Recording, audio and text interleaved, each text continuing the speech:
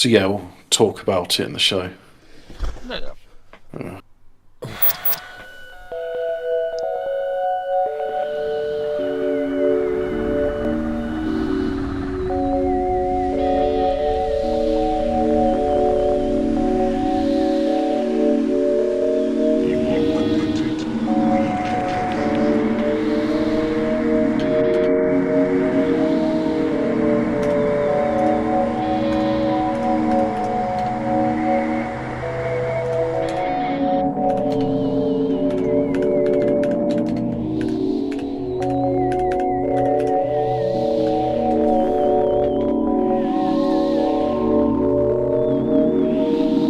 I shot the sheriff.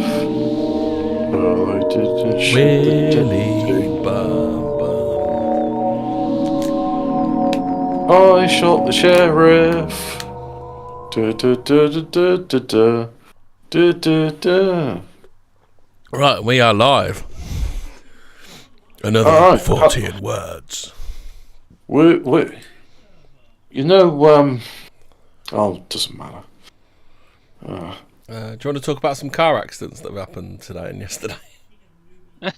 Car accident. Do we want to talk about car accidents, or they are just coincidences? And one today and one yesterday. What's so the was it the Rover 75 that did the accident? No, it's just Stephen J. James posted a picture showing in Downing Street they've got these. It's like it's a ramp which rises up. And those ones. Oh, yeah. So the Shutterstock image shows a Rover 75, and I got curious. I put his reg plate number in, and it's like it's still got an MOT this year, but it's not taxed, so it's off the road. No, but the MOT was out. It was red, wasn't it? No, the MOT's green. It's the tax that's tax. red. Sorry, it's tax. Yeah. So no, the car's still roadworthy. It's just I can't see you'd be driving around London for all that time and not getting caught. Well, I don't know. Anyway, gutted. No, I mean hobbits are like. We should talk about the Rover 75 at some point, because the mismanagement of Rover and Gaylord Peter Mandelson and Tony Blair destroying the Rover car company is criminal, but that's conspiracy for another time. And allowing Mini to be sold to the Germans. Alphabet Cat, I'll have you know, it's 20 degrees in my room. It's bloody it's lovely. It's almost 21 degrees. James May was a big fan of the Rover 75.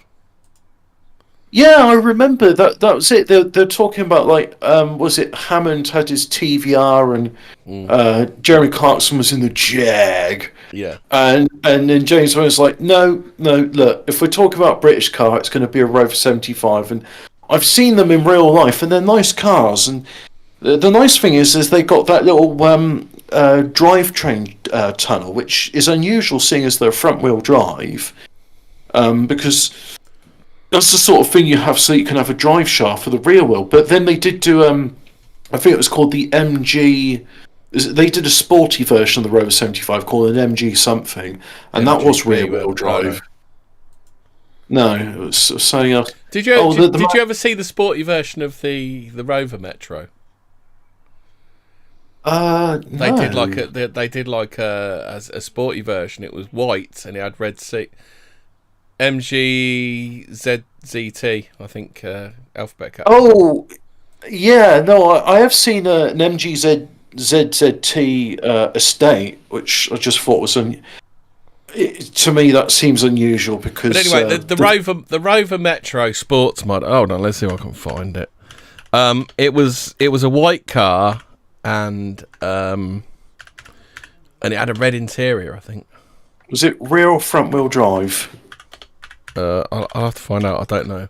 I know it's possible to have like sporty front wheel drive cars, but to me it just doesn't seem right somehow.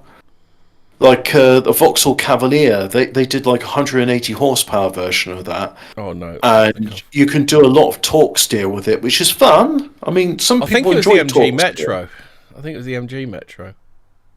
MG Metro, yeah, that sounds about right. I think Of course, so. being Morris MG did the carriages. starting up and the styling. Yeah. I don't think we're going to be talking about. Oh, that's it, of course, yeah, because the Rover 75 got lifted up in Downing Street. Yeah, and I was just like, hey, what's happened to... What was that car's name again? It was... well, it's a Rover 75, but what was its reg plate? That was it. LX05GPY, and it's shit, like... do you remember the Metro van Hobbit? Have you ever seen one of those? No, but I'll tell you, I was surprised to see the Ford Escort. They did a van version of that, but it's like, why? You've got a Ford Transit. You don't... But yeah, there was a Ford Escort Yeah, van. but that's for like small deliveries, isn't it? Oh, I suppose so. Yeah, it's funny actually. With the Escort, there was like there was like one car, but it was served like various parts of the market. So there's like an Escort Cabriolet, and you know they had the pictures showing like the yuppie couple taking up to Switzerland, and you got your Escort van, and then you know you got your boy Racer. Fucking hell! Did you know you could get a 1.4 diesel Rover Metro? Yeah, Sounds about. I think the engine from that, if I'm right, somebody in the chat tell me if I'm wrong. That's my Mazda. That diesel engine. Right, they did do. Is this the one? The Rover Metro 1.4i 16 valve SPI. Yeah, I don't know much about the Rover. Funny enough, I there's a channel I watch called Garage 54, and they recently did a plastic a plastic block. The Escort van ran from 1968 until 2002. Sandwich Bar tells us. That's amazing. I don't think I've ever seen an Escort van in my life. But You must have seen an Escort van, Hobbit. I probably wasn't paying attention. I think You've seen an Astra van, haven't you? Yeah.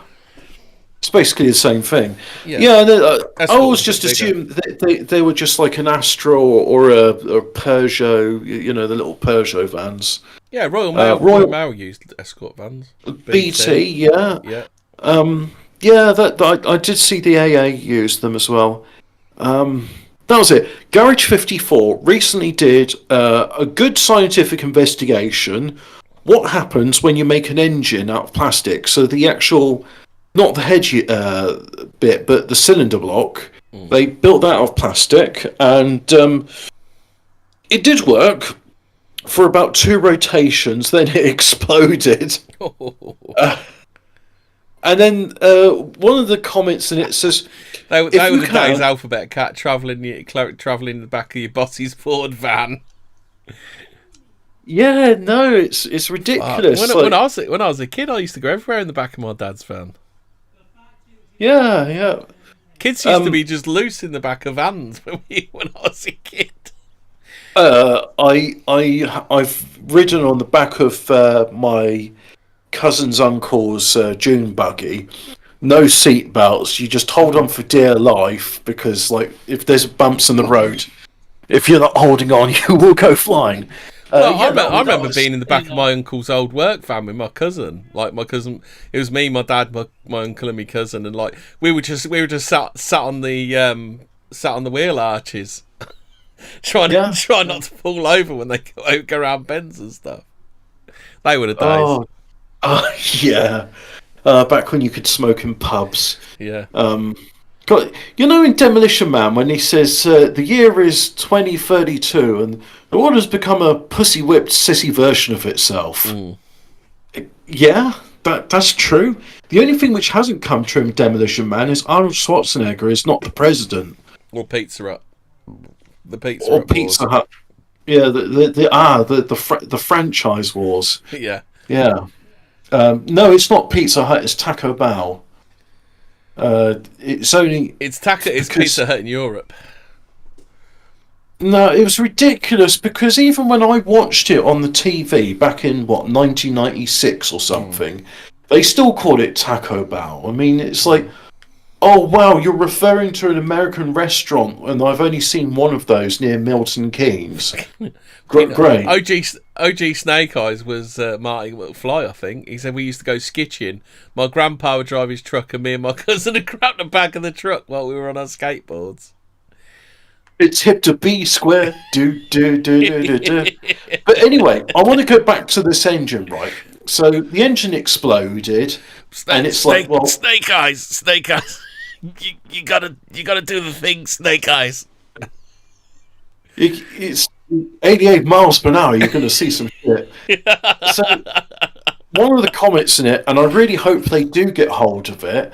Not sure what Russia's like for the used Rover market, but they said if you can get hold of a Rover K series engine, the bolts go all the way from the cylinder block to the head unit. Yeah. So that will probably be a better one. Also, lower the compression rate. It doesn't need to make a lot of power. It just needs to turn around without exploding. So I do hope Garage 54 have another go at making a clear plastic engine so that we can see what happens to site. Because I have seen someone with a single cylinder and a flywheel, and it's got he had a solid is it plexiglass head on it. You're getting counter signaled. The K series is such a loathsome engine. Well, look, I'm not talking about whatever the specific merits of the K series engine. Is it's got a bolt which goes all the way from the head unit through the cylinder block. So you know that goes all the way be from the car stereo to the cylinder block. The head unit. The head unit. You're talking about the cylinder head. The head unit is the bit inside. Is the bit on the front of your stereo. Oh God! Look, I can't get this terminology right. For some reason, last night I couldn't get to sleep, and YouTube was like, "Oh, you want to watch bricklaying videos?" There you go, sandwich bar, K series. The K stands for kettle, always boiling over after head gasket failure. The double tin K series. Welcome to Fortean Words Classic Car Talk Show. Yeah. But no, I mean, I really do want to see, because I have seen it's like a single cylinder engine, and it had a clear head gasket. No, the gasket seals the head to the cylinder block. It had a clear head on it, and the nice thing about that is the guy was trying it in various fuels, and you could see that alcohol was a lot more liquidy. People who like Rovers are a legitimate paranormal subject. So, growing up as a kid, I always thought Rovers looked pretty smart, and I remember I went into with the wedge shape one where some of them had Rover engines in and some of them had Honda engines. Do you remember that? Is that the 2 series, the 214? Is it? Oh yeah, it could well be. But no, with Rover, I remember it might have been a Rover 400. I'm not sure what it was, but my dad's friend had a Rover, and I was used to being in the Montego, so it was always like I'd always sit opposite my dad in the car. So my dad was sitting in the passenger side, and then I said, which one should I sit? And he says, just sit behind me. It doesn't matter. And I said, what do you mean it doesn't matter? Look, the suspension. He says, no, it's all right. Then when his friend got in, he says, hey, tell him about self-leveling suspension. He says, okay, I see what you mean. So he turned the car key on, and then the car sort of raised up, and then it lowered itself, and then it was level, and it's like, oh, wow, that's cool. And ever since that time, I always thought, Rover do cool stuff. And then I found out about the Rover SD1, and it's like, yeah, apart from the rust, these are cool cars. Used to be police cars, didn't they? I think I used to have. I think I used to have a model of one when I was a kid.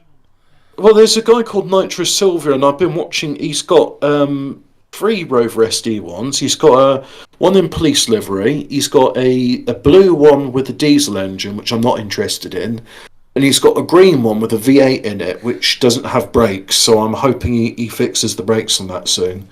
But it's a lovely car. I mean, it's 1970s, but the interior looks really nice. So. Apparently there's an SD1 in the Human League video, Don't You Want Me? There's another one. There's an American band I've never heard of before, and there's a Rover SD1 in that. Let me just, if I type it in, I'll tell you what, chat, you'll probably find this before I can. American music video, some small band, there's Rover SD1, and it's kind of like a nostalgic video. They're talking about like memories or summer holidays or something. But yeah. Yeah. Anyway, should we talk about some spoopy stuff? Well, the Rover, people like Rovers are paranoid. That's the thing. Well, I went to Are they paranormal or just Fortean? Well, I went to work for Parcel Force briefly. Far too much handball, by the way, so I gave up on it. I just said to the guys, look, you might as well change your fleet. These lorries, get a tipper body lorry, because it'll be a lot faster in uploading in the vehicles. It's like, oh no, but you're supposed to be careful with people's parcels. It's like, mate, seriously, I'm not getting paid to stay. I want to get these parcels out as quickly as possible. And you're like, then they're telling me they got the bloody cheek to say, oh, well, every driver's responsible for their load. And it's like, yeah, it's all right when you got a little van, you just got a couple of parcels, but look, I've got an entire lorry of stuff here. There's hundreds of boxes, heavy boxes, not just little like, oh, Miss Miggins is sending some knittings on Etsy or whatever, a little, padded large letter. All right, point being, I was driving around with one of the other ones, like on my first day, and he says, oh, you got the Rover 75, and I laughed. I said, actually, it's a Jaguar, but yeah, I know what you mean. They do look kind of similar, don't they? He says, oh, well, from the front. I was like, well, yeah, but mine's got the more bulbous sort of thing on it.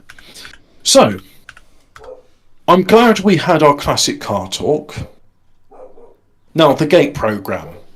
The gate program, I don't actually know what gate program stands for, but I'll just read the 4chan post.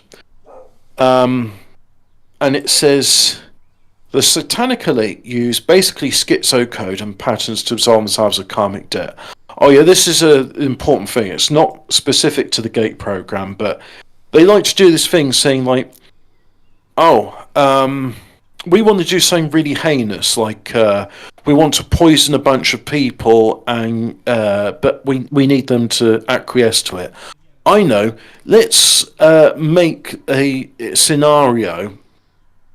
Just for example, let's call the show Utopia, and we'll release the show, and then it's in the public domain, and some people watch it, most won't.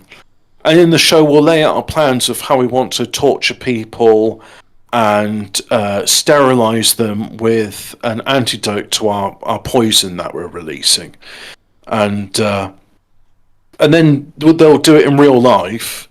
And then they think they've absolved themselves of any karmic debt for their crimes because, oh, well, look, we told you in this obscure piece of media, so we gave you a warning. It was up to you to accept the warning or not. So it's kind of a weird thing. Like, I don't really think it would. I think that makes as much sense as going, well, I've committed a bunch of sins and I've defrauded a lot of people. What I'll do is I will chant all the sins I've done in the year to this chicken while swinging it over my head, murder it in a really brutally painful way because purification through pain, and then I'll make a chicken soup with it and feed it to some of the people not off my fraternity, and that way they'll take on the sins of the chicken, and then I've cheated God. It's that sort of logic, right? But anyway, Satanists, they're not the most logical of people, but they do have a system, and that's their part of the system, right? So karmic debt. They believe if they tell you what they're doing, even indirectly, then it's moral and it's not their fault. You don't understand. Satanists think that the intelligent and strong should dominate the dumb and the weak as a matter of what is right, and our nature operates that way. They fucking hate people like us, not only because we see through the lies with our inherent abilities, but often we are star children or indigo kids. Oh, the indigo children. That is, oh, God, no. That is so fucking insufferable, that is.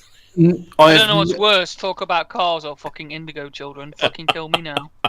No idea about this stuff, but You don't know what the Indigo Children are, Hobbit. Oh no, Mum. did we do a thing about them? And We they got the spoke black about them eyes and they're demonic and like they're not good, are they? No, they're benevolent. insufferable middle class cunts, and they're probably their names are probably something like Tarquin or India. Oh god, I was just going to say, yeah, they would be called India. Yeah, Yeah, definitely India. And I don't know what's yeah. like the boys' equivalent of India. Is it like Tarquin or something? They'd be called Othello. Or Jack. Jack's become quite middle class, isn't it? They're the sort of people that do the Duke of Edinburgh Award as a school elective. Yeah. And then they go on their gap year. Gap year. Go backpacking on the gap year. Yeah, the Indigo Children. I'll just to save Fraser from suicide. Oh yeah, The Simpsons seem to get a few messages out, like Trump President, for example, or when the episode when they go to New York. I think we're going to talk about the Indigo Children later with like common purpose. So, like the 9/11 episode of where Homer Simpson goes to New York and Bart holds that poster of the Twin Towers and saying, "Look, Dad, let's get this poster." And it's like the price on it was $9.11 because the Twin Towers look like the number 11. Yeah. And Supertramp, they did an album cover with the Twin Towers on it, with a plane flying towards them. So, in the Indigo Children, according to pseudo-scientific New Age concept, so there you go, that tells you all about it, doesn't it? Our children who are believed to possess special, unusual, and sometimes supernatural traits or abilities. Blah, blah, blah. Concepts developed in the 1970s by Nancy Ann Tapp, who claimed to have been noticing Indigo Children beginning in the 60s. Her ideas were further developed by Lee Carroll and Jan Tober. Yeah, they've been touched by the Nordics and fucking, Star Children kind of. Been touched by an angel. Aliens, been touched by an angel. No scientific studies give credibility to the existence of Indigo Children or their traits. Some parents chose to label their children who have been diagnosed with learning disabilities as an Indigo child to alternatively diagnose them. Critics view this as a way for parents to avoid considering paediatric treatment or psychiatric diagnosis. Breakfast in America is the Supertramp album. The other references I can remember to it, Neo in The Matrix, his passport says he was born on the 11th of September 2001. And what's the other reference? So what the Lone Gunman's Pilot episode. What are the claimed characteristics of Indigo Children? You ask me, Hobbit. They are empathic. They are empathic, curious, and strong-willed. Are often perceived by friends and family as being strange. Possess a clear sense of self-definition and purpose. They show a strong innate subconscious spirituality from early childhood, which however does not necessarily imply a direct interest in spiritual or religious areas, and they have a strong feeling of entitlement or deserving to be here. Just basically average middle class kid. Yeah. I was gonna say, can we just do the Professor Knobhead bit when I was describing fermions and neutrinos and stuff? Being born with a silver spoon in your mouth. Yeah. Well, I just like, with the descriptions, like, oh, that's a good question. Anyway, good question. Moving on. Yeah. We'll carry on through this because, okay, this guy does talk a lot of bullshit, but in this, there is like some pertinent information. That's why I thought we'd do this one today. So, the Indigo Children, who have experiences that come directly from Christ or God. Or aliens as well. It's the same as it's always been throughout history. Or maybe it's just the tofu burger coming up again. As the schizos versus the psychopaths, we have the ability to wake others up. They understand this and started to identify as early as possible. And then it says early as possible, second, third, and even fourth grade. Not there's missing the word in there. Tavistock is directly responsible for these courses, and if that isn't an indicator, IDK, what is? I assume IDK is I don't know. The problem with evil is they often team up quickly and find they can dominate the rest if they share power, but only through mutually assured destructive pacts, otherwise psychopaths always turn on each other. Good doesn't seek to find others to gain power because we inherently cherish freedom, peace, and individuality.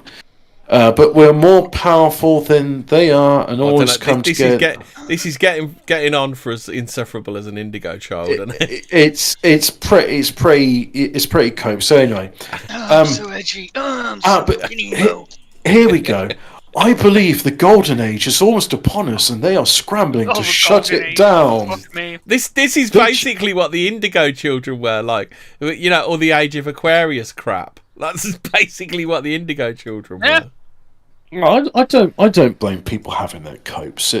They tried to contain us here in 4chan. It's always struck me as incredible how many people here are Gates or INTJ or INT type personality. The only acronyms they need to be put in there are FBI or CIA.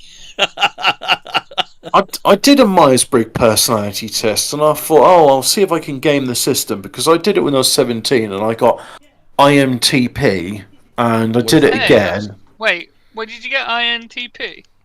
The logistician, and I still got INTP. I think I got INTPI or something. I got INTPT. I'll beat both of you because I didn't do it. Well, you should. Are you interested? You know, have you not? The Myers-Briggs personality test. It's a good tool for like finding out your careers, but it also. Indigo child. Please no. Well, it's just a way to analyse what type of personality you got, and it turns out INTJs and INTPs tend to shitpost on 4chan and say the words which we're not allowed to say on YouTube. So this is the very indigo star child bit. It's the pagan spiritual schizo Amantia Mascara mushroom cult versus the psychopath satanic Sabbatean Kabbalist adrenochrome pineal gland eaters. Find Christ but not organised religion. So, you know, I mean, it's like, yeah, I like it. Okay, look, he's a cringe lord. I'll give you that. And he's using a picture of Jesus Christ who's very swarthy. I mean, this Jesus Christ looks like he comes from Somalia. Hey, SA. Hey, SA. I'm Jesus Christ, man. Hey, I'm Jesus. Jesus, man. Also, the image going around used to describe gate children.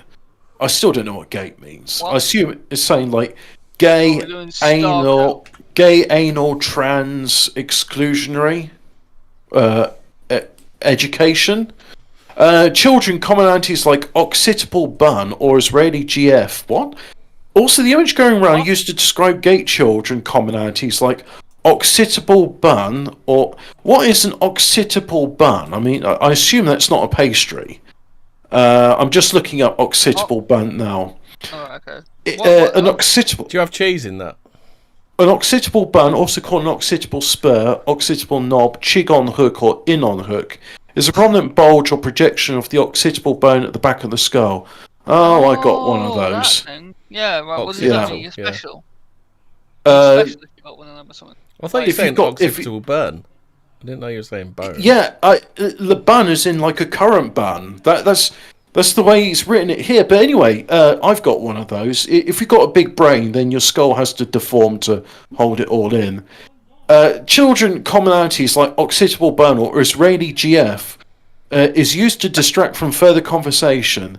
The similarities are interesting, but it doesn't show what this image is, by the way, so I haven't got any reference. He just posted a picture of swarthy Jesus Christ. The similarities are interesting, but I've made enough of these threads to know it doesn't have much value in the long run. The threads quickly become a circle jerk of 300 posts about, instead of who is responsible, why they did it, where do we go from here. The threads started getting aggressively slid to banned, and often deleted when I suggested we discuss a more private setting. I'm not sure I would prevent Glow Nigers from crashing the new channel we decided for those, so any thoughts would be appreciated.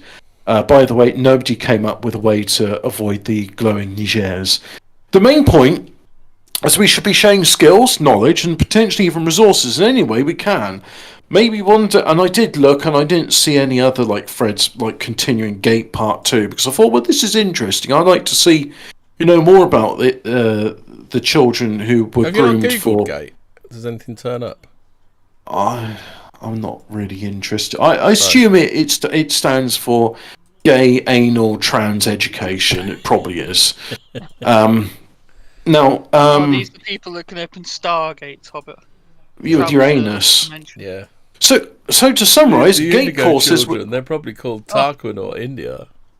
So to summarise, gate courses were developed by the Tavistock to identify high IQ, extreme compassion (brackets empathy). But Tavistock, we still need to do it. We need to do an episode on Tavistock because I invented the beat. Well, I'm glad you mentioned that because we will be talking about the Tavistock in this.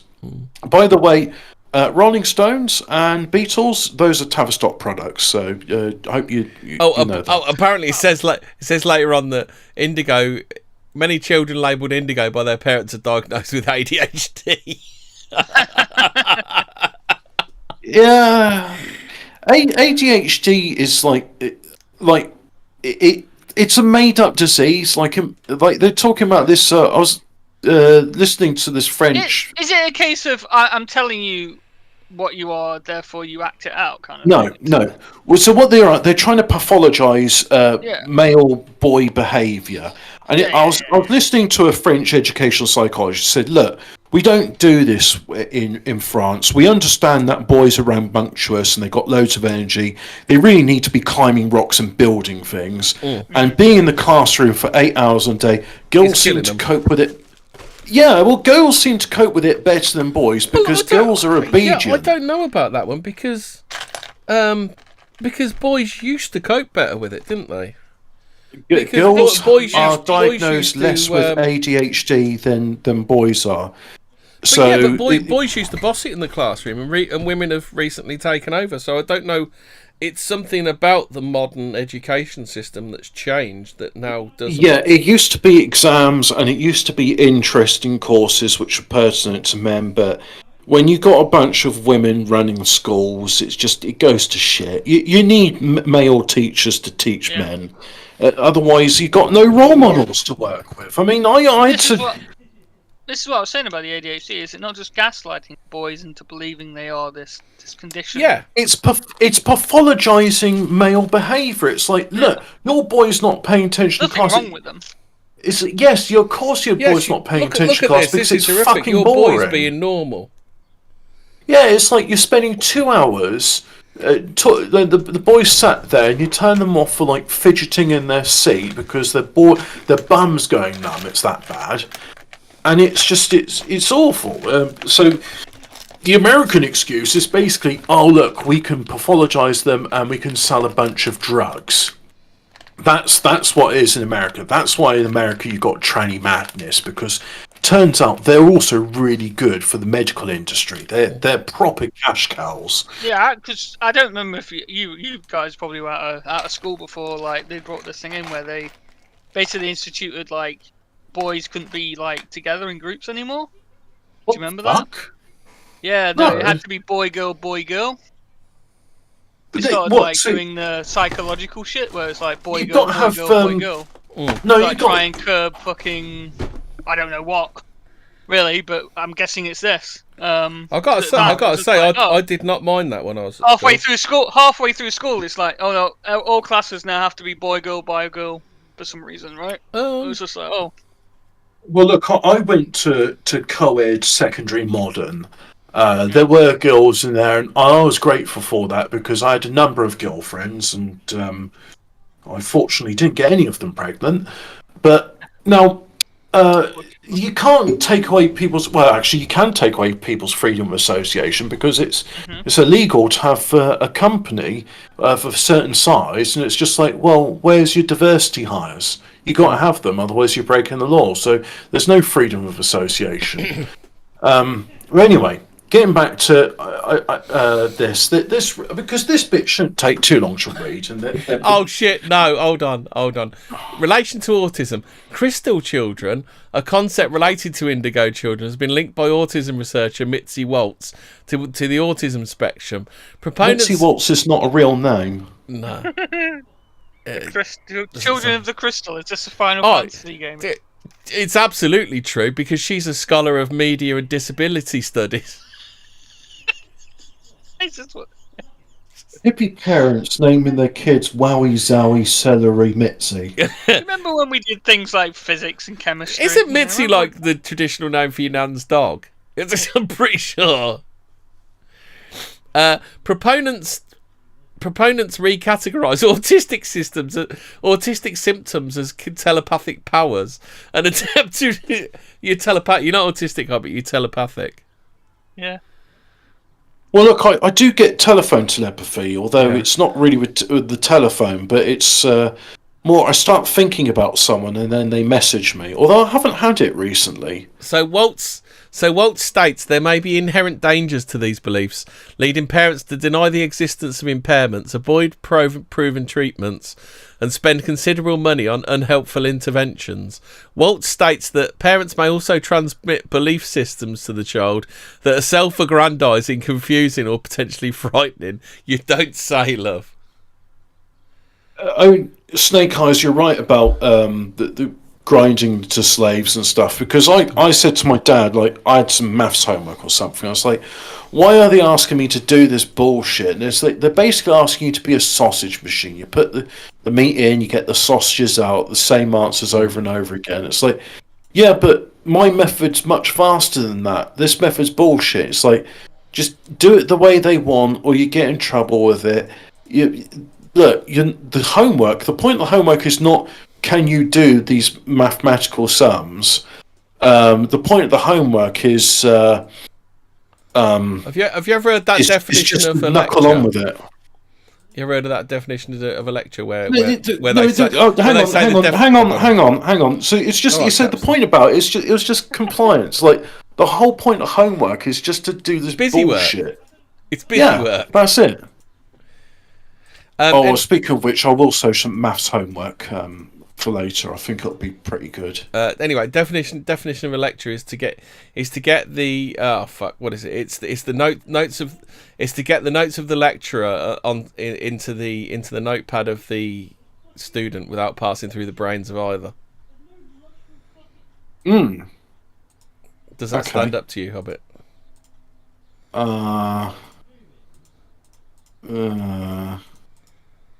Don't know. I don't know. I heard you, as you said that before, though. Yeah. All right, here we go. Right, so I thought related to this because it annoyed me, right? Because someone said my answer was wrong, but they didn't say how it was wrong. This was in an American SAT exam, and all it is they're asking you to do Pythagoras theorem. It's like, what is, we've given you the measurements for A and B. What is the length of C? Yeah. And I was like, well, Pythagoras theorem on it. I came up with the answer of. Come on, what was my answer? I did it though. Yeah. So I had to use a calculator to give me square root, but yeah, here we go. The answer was A. Sorry. A is 10, and B is 24. So I said, well, the length of C is 26. Yeah. C equals 26. And then one of the comments said, well, that's the wrong answer, though. I was like, all right, what did I do wrong? What's the right answer? And that was like last week, so no response. And as far as I can tell, the only thing is, it's a bit confusing because they're saying in the figure above, SR equals 10 and TS equals 24. If the area of the circle is K pi, what is the value of K? So it's using some different terminology, and it's trying to throw this red herring, like, here's your right angle triangle inside a circle. Yeah. But it's like doing obfuscation. All you're saying is basically, like, use Pythagoras theorem to calculate the length of C.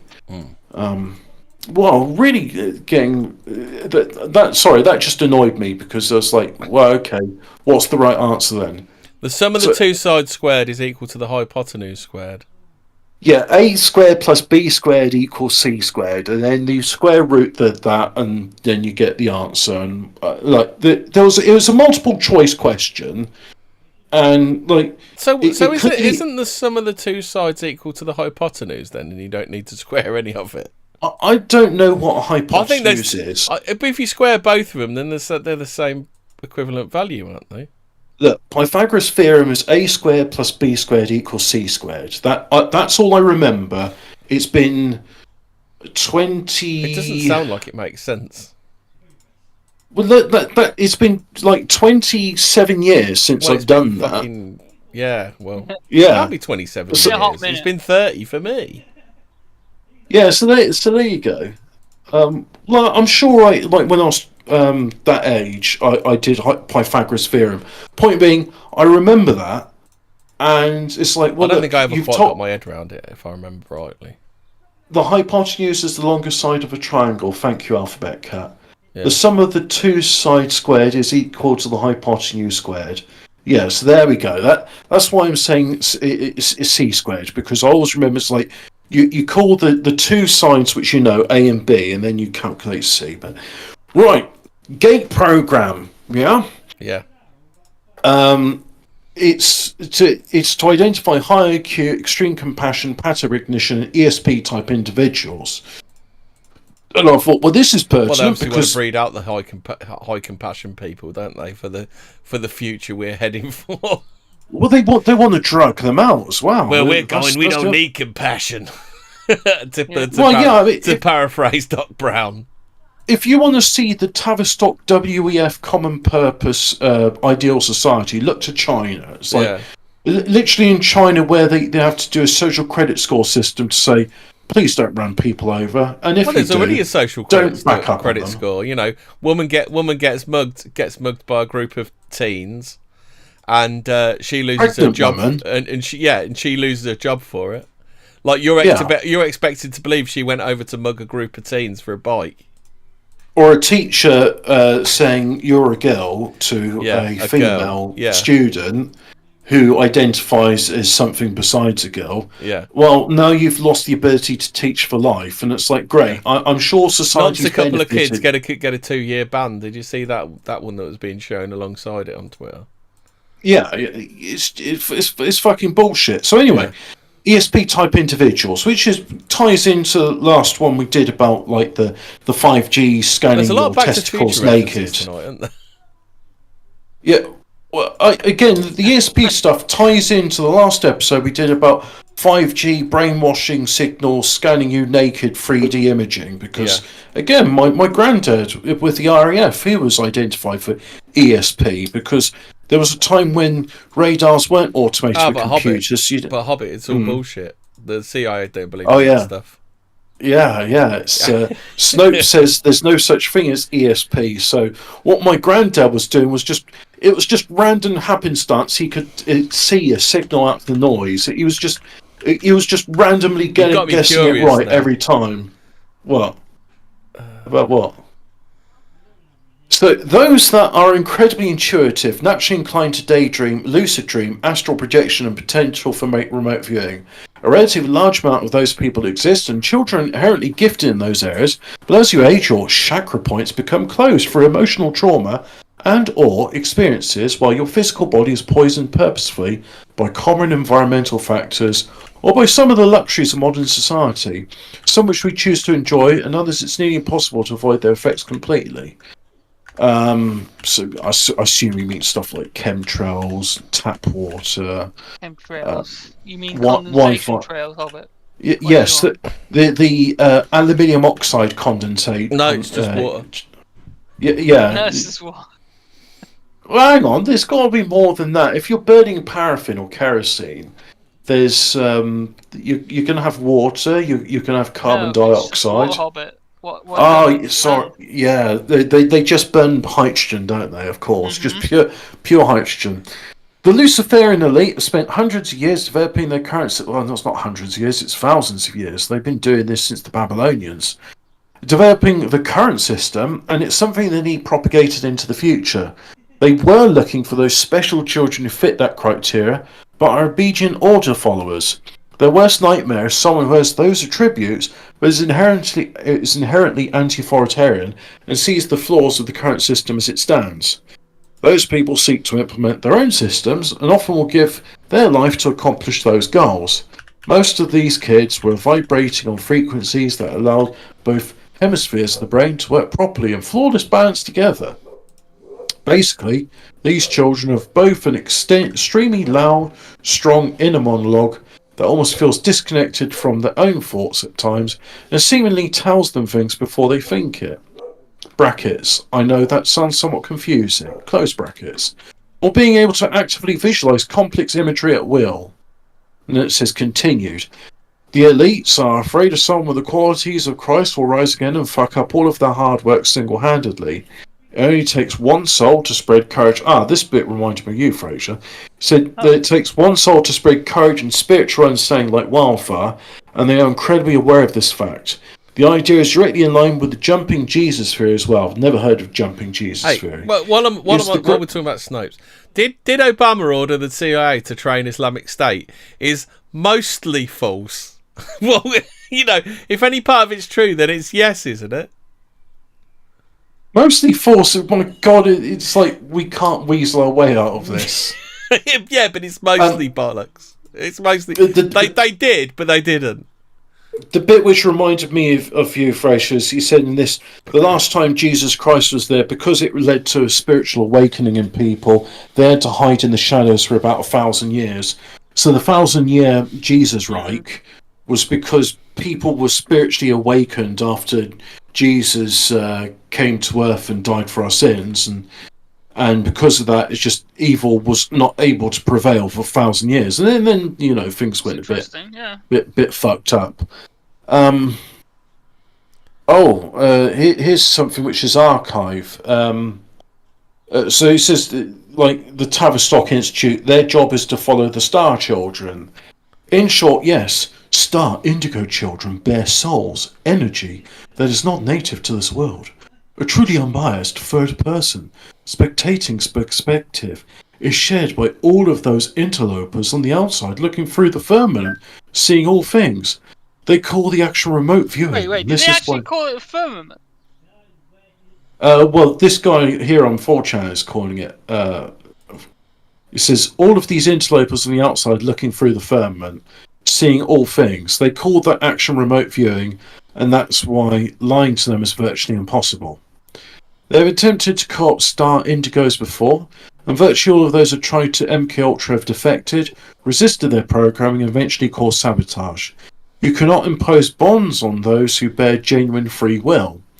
As a result, they've resorted to trying to contain us through gaslighting and other methods as much as possible, for we possess the ability to cause awakening in the normal individual that seeks it, hence why they rely on so much of their media and circuses to keep the normal masses dumbed down and asleep.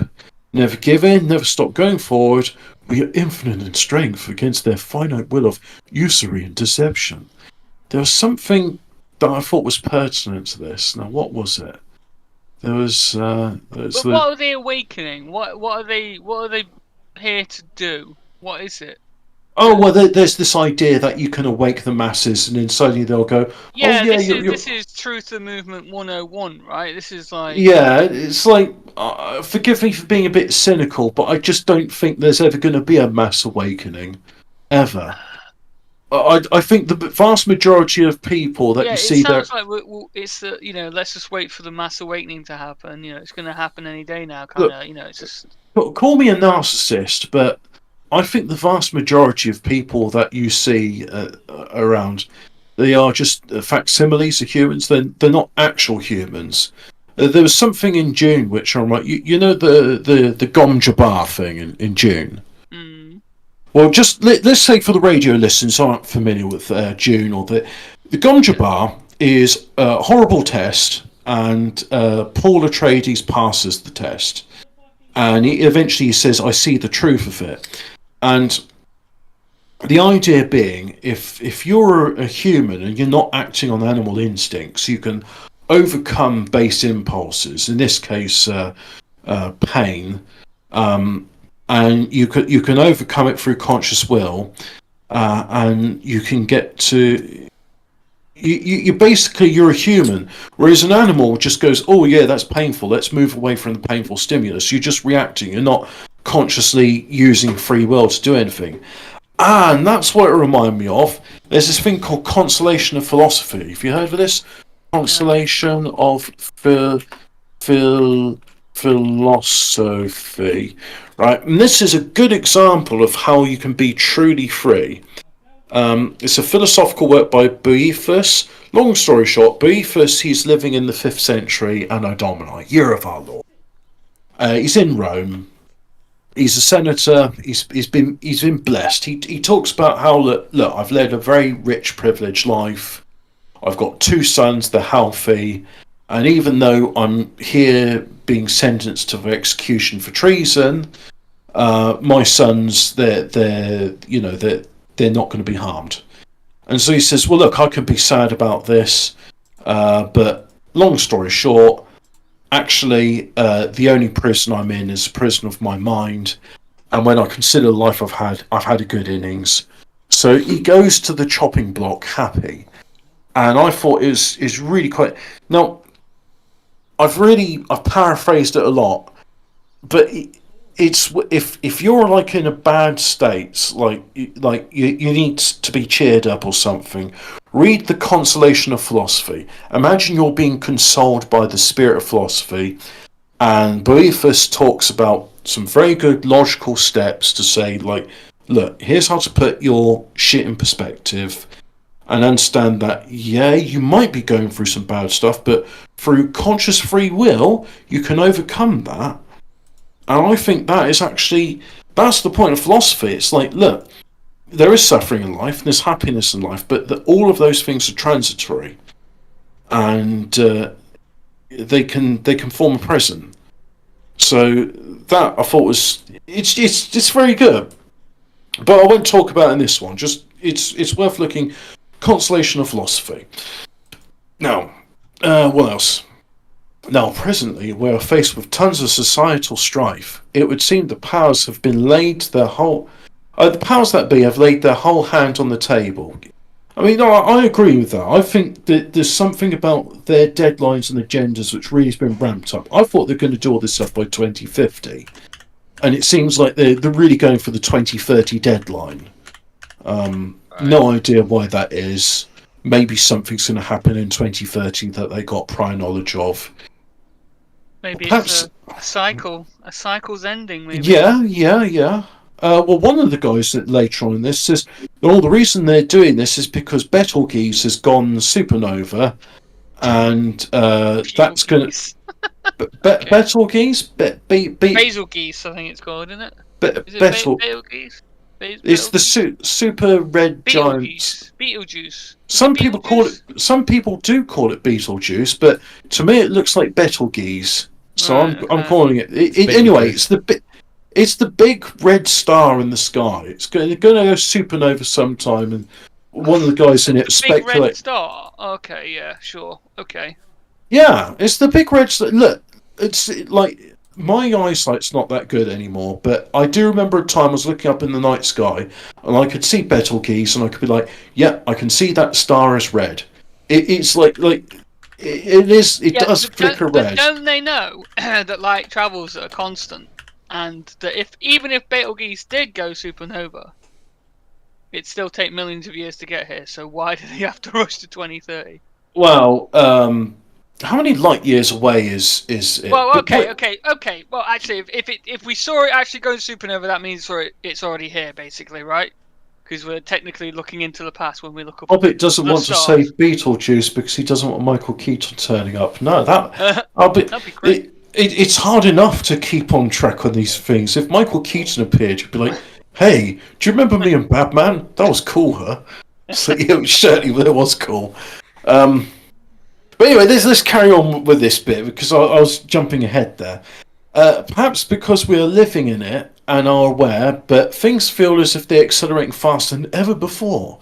As if the elite power structures are running out of time. I do find it quite annoying when people do the slash or thing. Create a theory of everything. Yeah, this is the problem with the... No, not that. I mean, when people are describing something and then they use one word and then they do slash and then another word, and it's just just pick one word and then use another sentence if you're going to say, or they could also be called this. So it's as if the elite / power structures are running out of time, or finally making the most bold push yet to try and steal their control for the rest of time. If one wanted to keep people from experiencing a true spiritual awakening, brackets Kundalini, sacred secretion, I am guilty. Maybe this is just autistic writing traits. Like, I often do put things in brackets when writing stuff. Kundalini, sacred secretion, chi, vril, etc. All ancient cultures discovered this phenomena independently of each other. A combination, close brackets, a combination of respiratory illnesses, open brackets, diaphragm-based rhythmic breathing is key, close brackets. Mass fear for their safety, open brackets, positive mindset is also key, close brackets. Economy / market running. Fucking hell, this is hard to read. Economy / market running on lies / mass inflation. Increased EMF.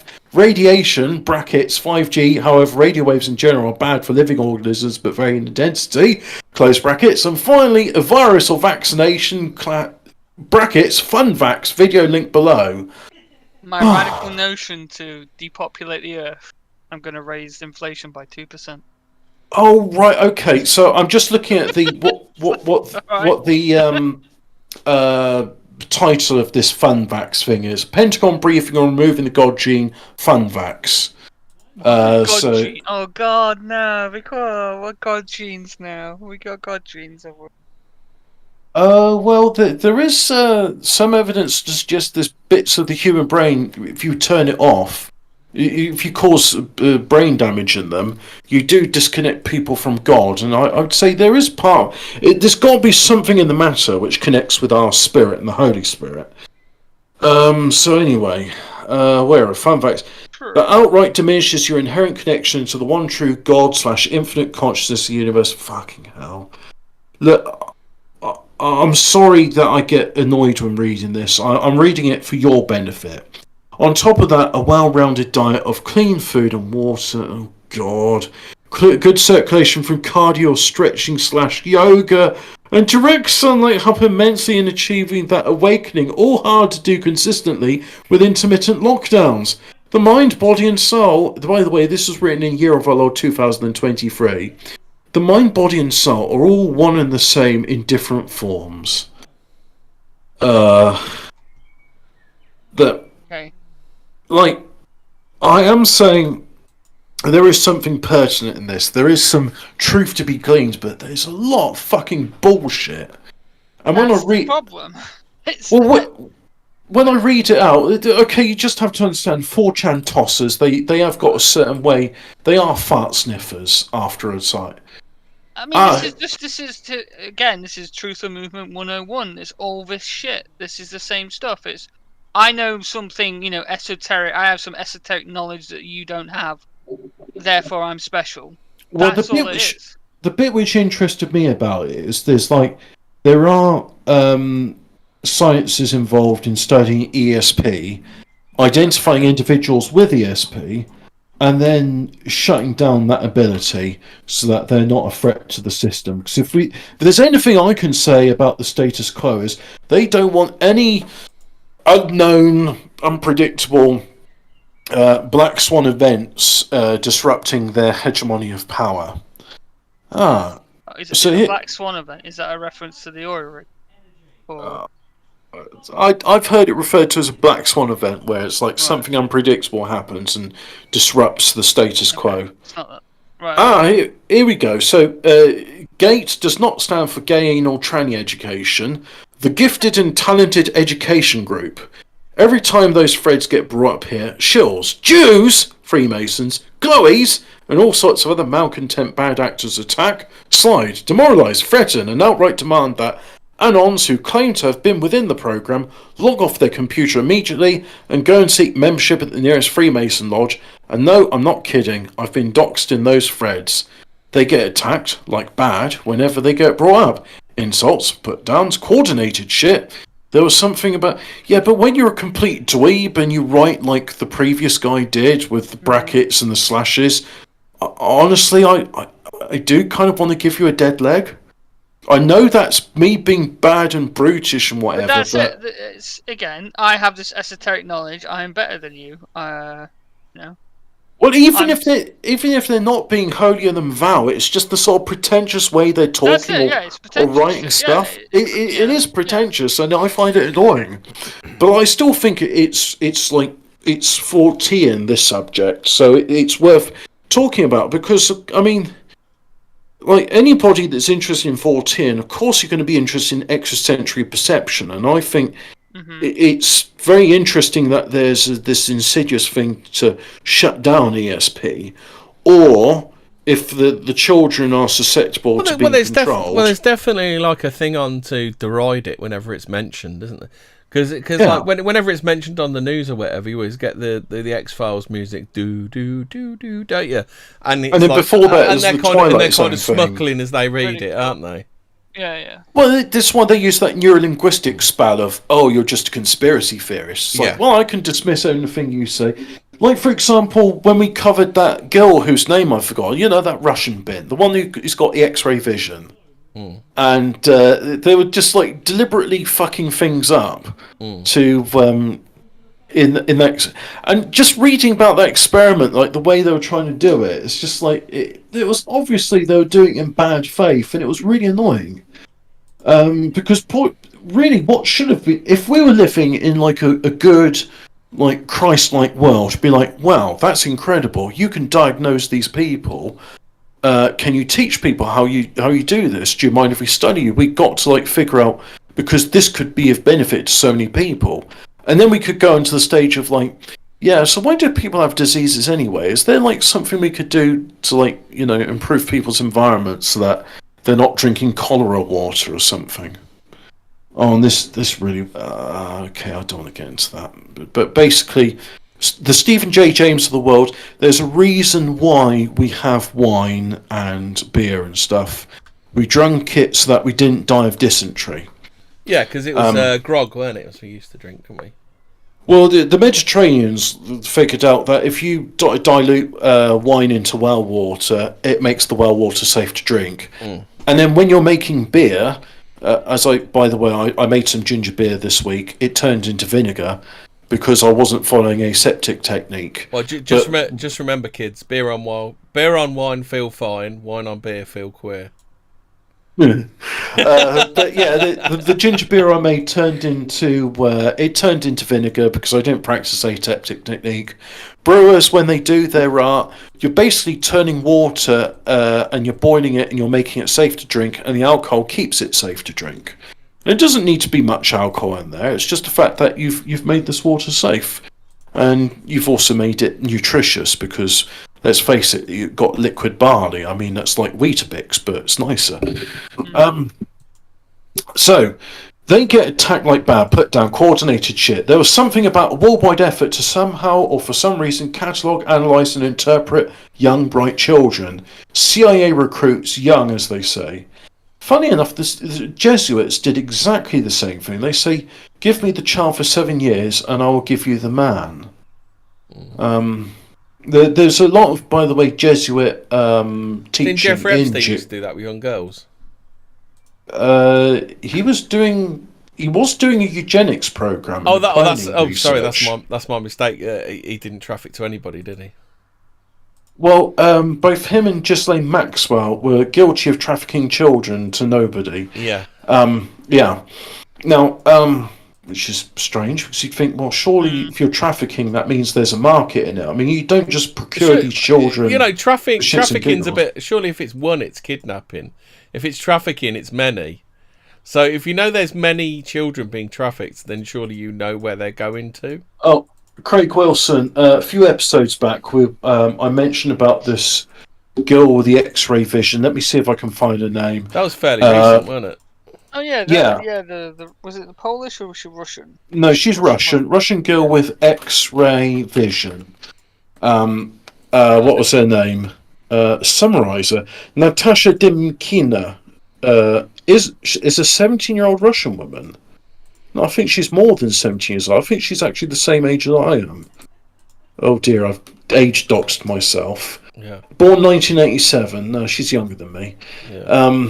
There we go. Oh, age doxed. I'm older than Natasha Dembskina. So, where am I? Oh yeah, the Gate Fred. Where's the Gate Fred?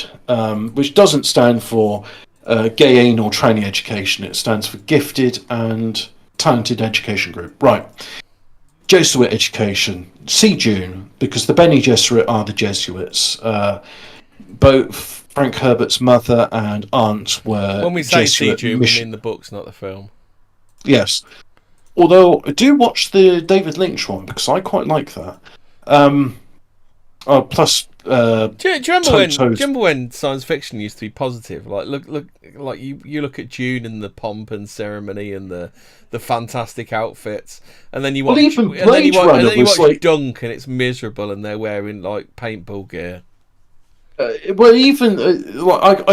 saw, was like, hang on, I think I can find on Amazon those BMX gloves they're wearing. It's like, look, if I can identify that you're wearing BMX gear, your costume department's not done a good job. The costume department. To be fair, they did slip up in the Phantom Menace because they were using a lady's Venus razor as a communicator. Didn't notice that. Well, yeah, but I mean, Georgie the Forge was basically wearing like an air filter as his visor. So, when cars had the round ones on top of the engine. I'm sure there was some like. Side. I'm sure I used to have something a bit like that, and you put them over your eyes, and they got one of those weird filters on it, so you kind of see a lot more. They're a little bit prismatic, so it's literally just they kit bashed an air filter. Oh, they actually did sprayed it, yeah. Toto did do the soundtrack to June, except for the Dream Sequence song, which was by Brian Eno. I love the soundtrack to June. It's brilliant. It makes the intro theme makes my hair stand on end. It's one of those like magical songs, and the song at the end, the credits, it's called "Take My Hand." That, I don't know why, but it brings tears to my eyes when I hear it. That's like. I mean, Toto. I still think they should have found a way of reworking Africa. I hear the rains down in Iraqis. Arrakis. I know the Fremen will sing tonight. Mujib. It's so weird thinking like Toto. Here's this like band, and it's like I don't really. I mean, yeah, Africa's a good song, but like. The June soundtrack is like something else, but then again, it's probably because they had a load of studio musicians who didn't get any credit. Like, June did the soundtrack for Tron Legacy, and it's like, it's probably the best music they've ever done. It's like, yeah, because they had a load of studio music, professional musicians. I often watch Rage is Hannah, because the Chemical Brothers did the score for that, didn't they? Oh, I've never seen that. I didn't know about it, so. The RZA does loads of scores now, doesn't he? So the strangest thing about the entire Gate story is consistent across the board. Wu-Tang Clan, I bet. Yeah, great. I think he started off like Afro Samurai was like the first thing he did. They watched a load of kung fu films.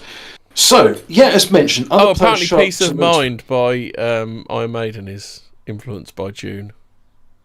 I'm pretty sure Gary Newman's My Name is Ruin is basically Gary Newman should have been Paul Atreides. Carl McCracken did a good job. Someone was saying that actually he would have made a good, at his current age, a good Liet Kynes. Probably, yeah. I think they should have tried to cast somebody from the original film. I'm kind of glad it's not, because it's like, look, it's the Impossible Burger to June's Hamburger to.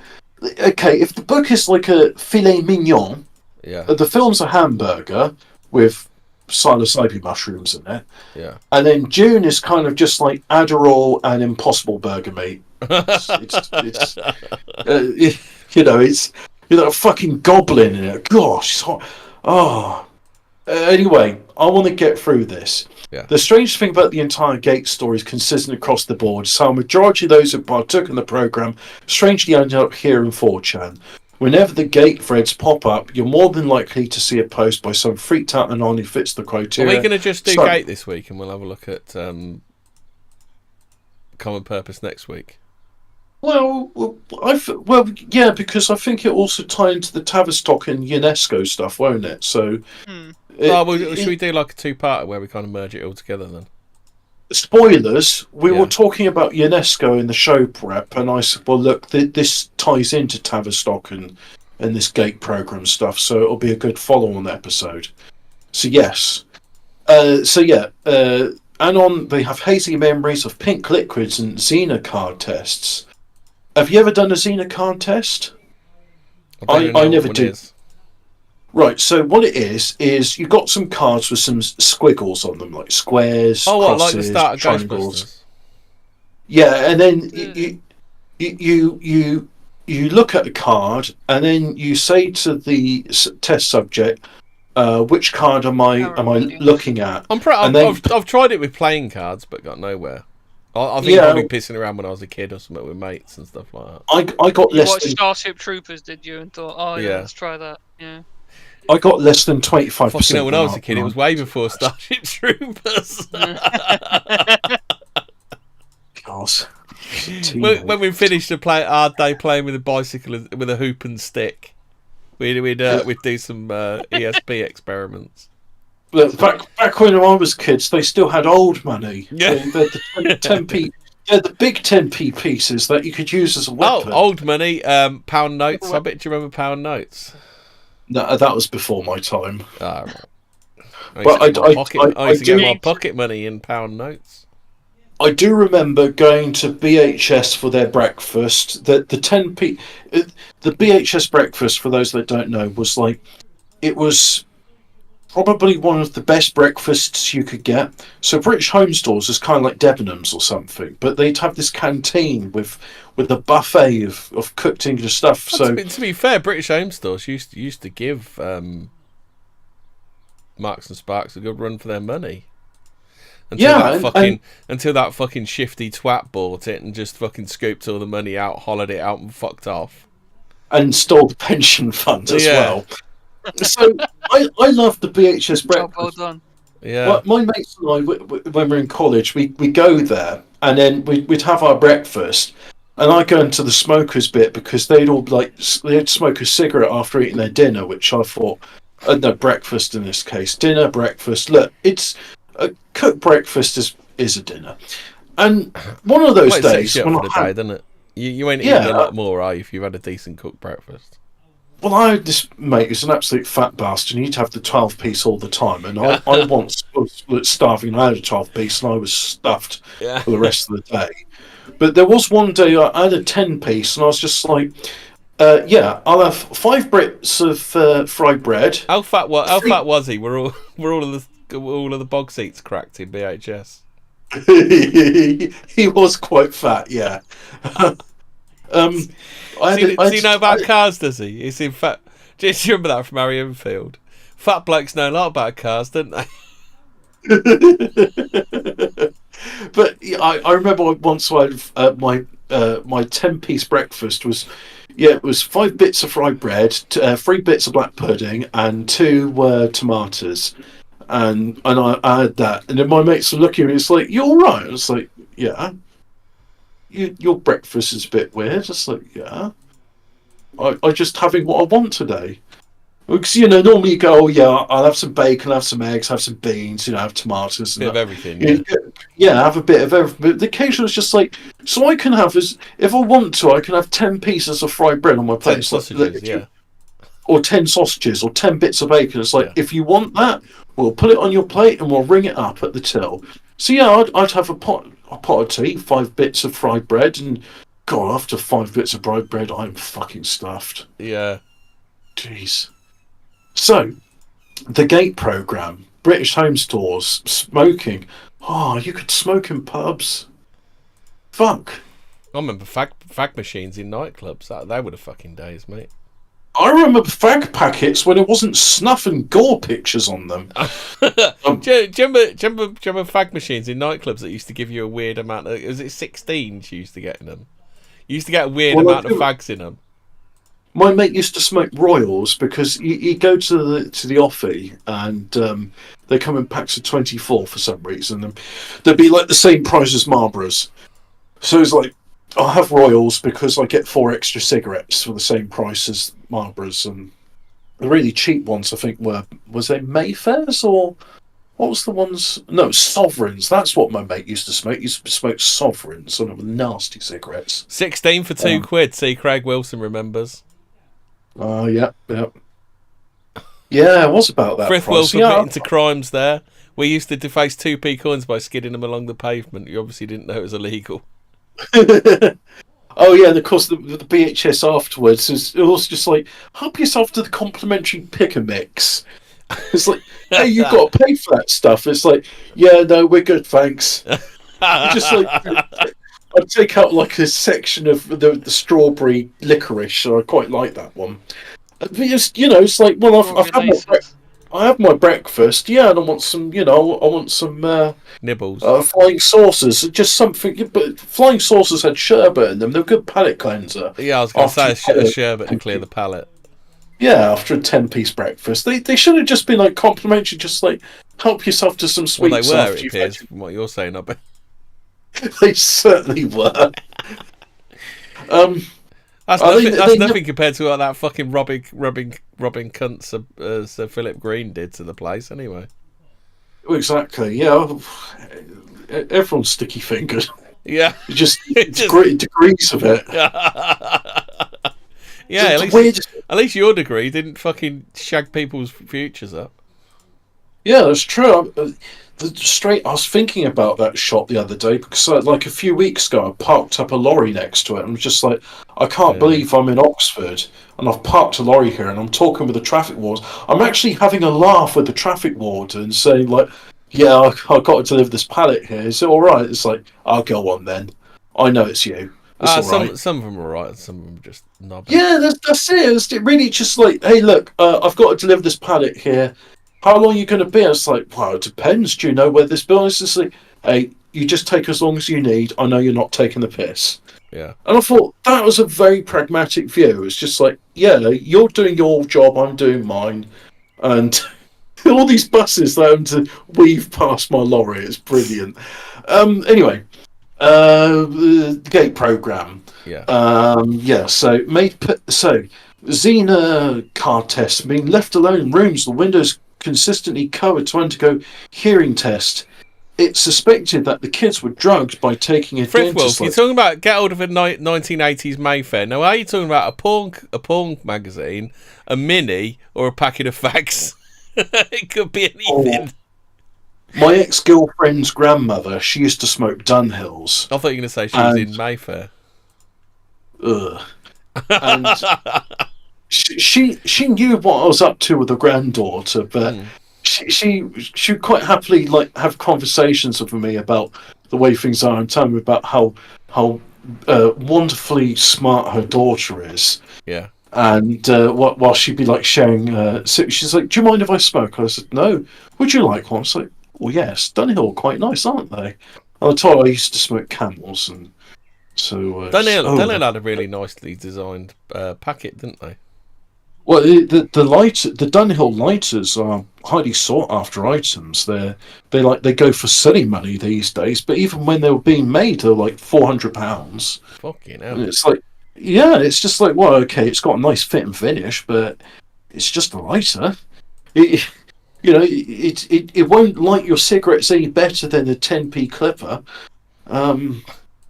So, Jen, when you used to put a pin in the end of the clipper so you turned it into a flamethrower, did you do that? Yeah, I used to modify my lighters. Yeah. Yeah. Take your mate's eyebrows off when you light his fag. Well, you see, the problem is with my mates and myself is like we'd always light the thing before you bring it to your face because it's like, is this going to be a 1-inch flame or a 2-foot long flame? The problem is you try and open it too much and the valve would always stay open, so you'd have to blow it out and then you lose all your gas. Yeah. So yeah, fine line. So they're saying that there may be some sort of hypnotic suggestion in the GATE program. If you were in the GATE program, you were somewhat Well, Jews is project. it hypnotic suggestion or is it NLP? I mean, the two things are very closely linked, aren't they? Because that's why Tony Blair, he talks like that, doesn't he? That's part of. And so does Brian NLP. Cox. Have you noticed the way he Professor talks? Brian Cox, the way he talks like that. He's got a very strange cadence, and it Yeah. lures you into a hypnotic state, and that's why you can go, isn't what I'm saying amazing? And it's And you all go, true because it's been Yeah. fact checked by BBC Verify. Are we going to talk about BBC Verify? All right. In That's a summary, real psyop. BBC Verify would suggest that the rest of BBC is unverified.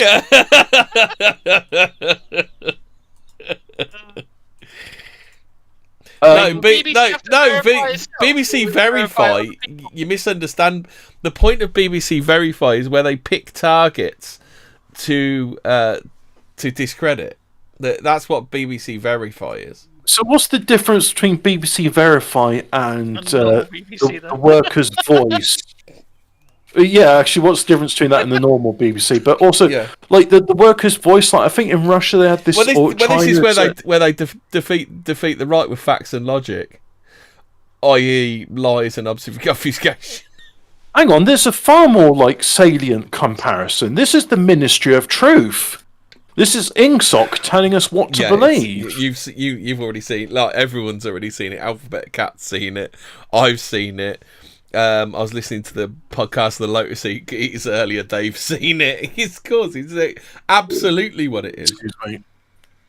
Oh, Hobbit's favourite scientist is not Professor Brian Cox. My favourite scientist at the moment is literally that Russian bloke. No, he's dead. Frithwolf has clarified. He said, obviously, the wank mag. Michio Kaku is alive. No, I was thinking of Dr. Masaru Emoto, who did died? Oh, let's see. Yeah, should we see if Dr. BBC Masaru Verify's up and running? And they got a website or something? Type in BBC Verify, you'll probably find it. But my favourite scientist at the moment is the bloke on Garage 54, because I think we need to do more research into transparent engines so we can see what's going on inside a cylinder block. BBC Verify is transparency in action, fact-checking, verifying video, countering disinformation, analysing data and explaining complex stories in the pursuit of truth. This is our promise to consumers. We understand that their trust must be earned, and we'll show them how we're doing that each and every day. This is far worse than BBC Pigeon, because at least with BBC Pigeon, it's funny. This is just vile and evil. You may say that, Hobbit, but the BBC say this.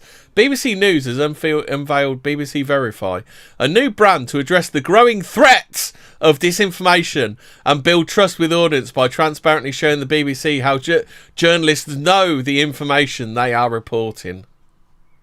So we got everything from the Associated Press. Thank you. Goodbye. AP, BBC. Look here in this BBC article. Look, this is where we BTFO. Why does the trust and verify slogan inspire exactly the opposite feeling in me? Why do I get a feeling like I'm about to be lied to? Hardcore. Oh God! The team consists of around 60 journalists and brings together the following existing teams: data and analysis, including analysis editor Ross Atkins and disinformation correspondent Mariana Spring, reality check, World Service disinformation team, monitoring disinformation team, and the user generated content team. Right. I mean, there is disinformation out there, right? I get that, but it's basically just a giant authoritarian, appeal to authority then, isn't it? This is all it's going to be. Well, I don't know. It's not quite an appeal to authority because they claim to be the authority. They're not appealing to anyone. They're just saying we are the authority, aren't they? They are. If they're going to list a source that's, says Bob over here is the authoritative source. Yeah. Believe Bob.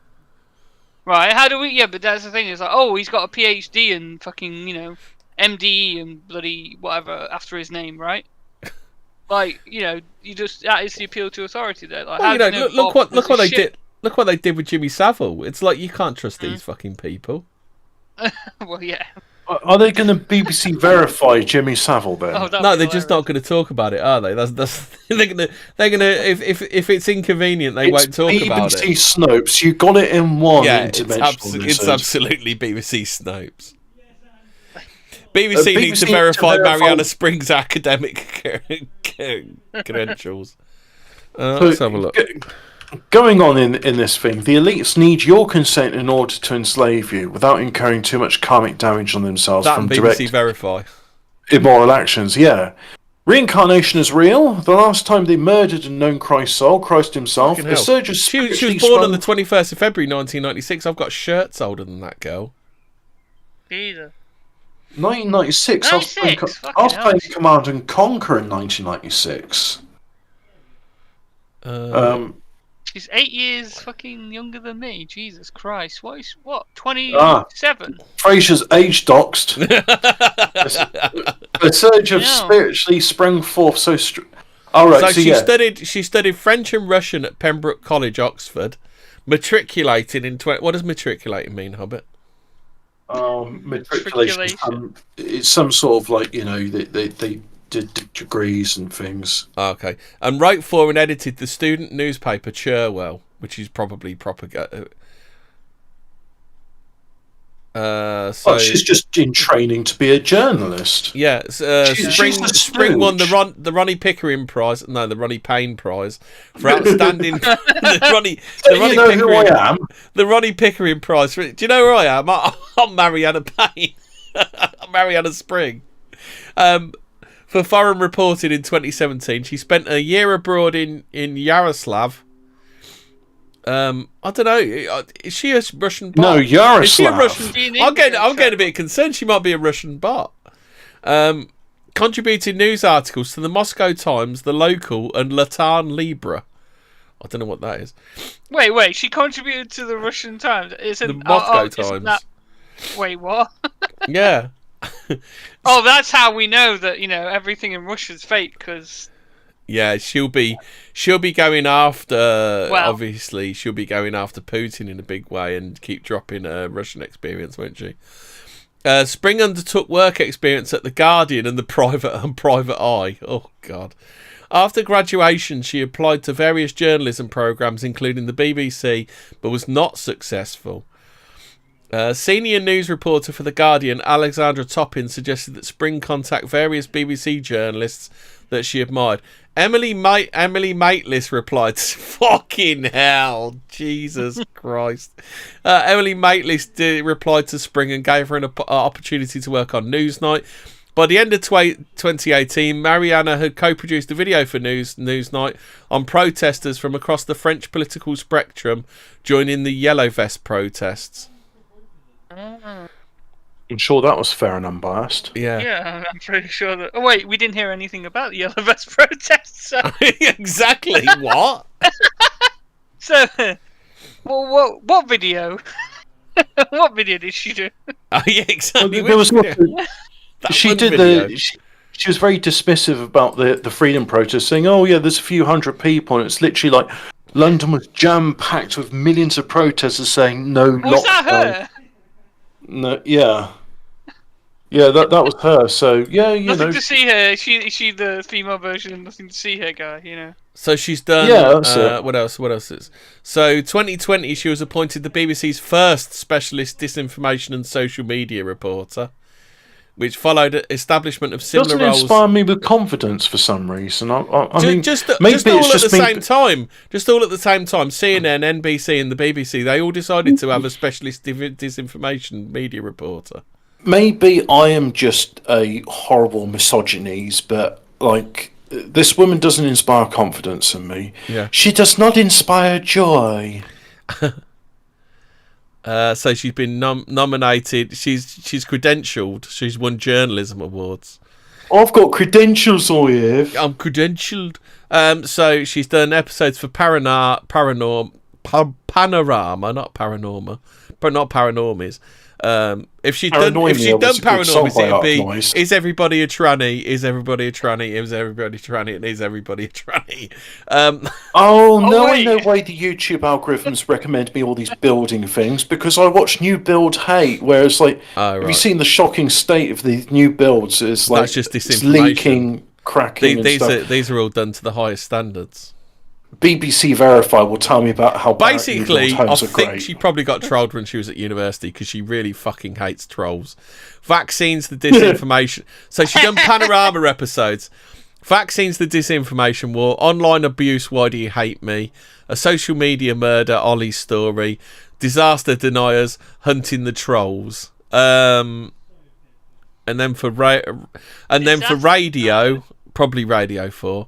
How to cure viral misinformation, the anti-vax files, the denial files, death by conspiracy, war on truth, Americast, and disaster trolls. So she fucking hates trolls.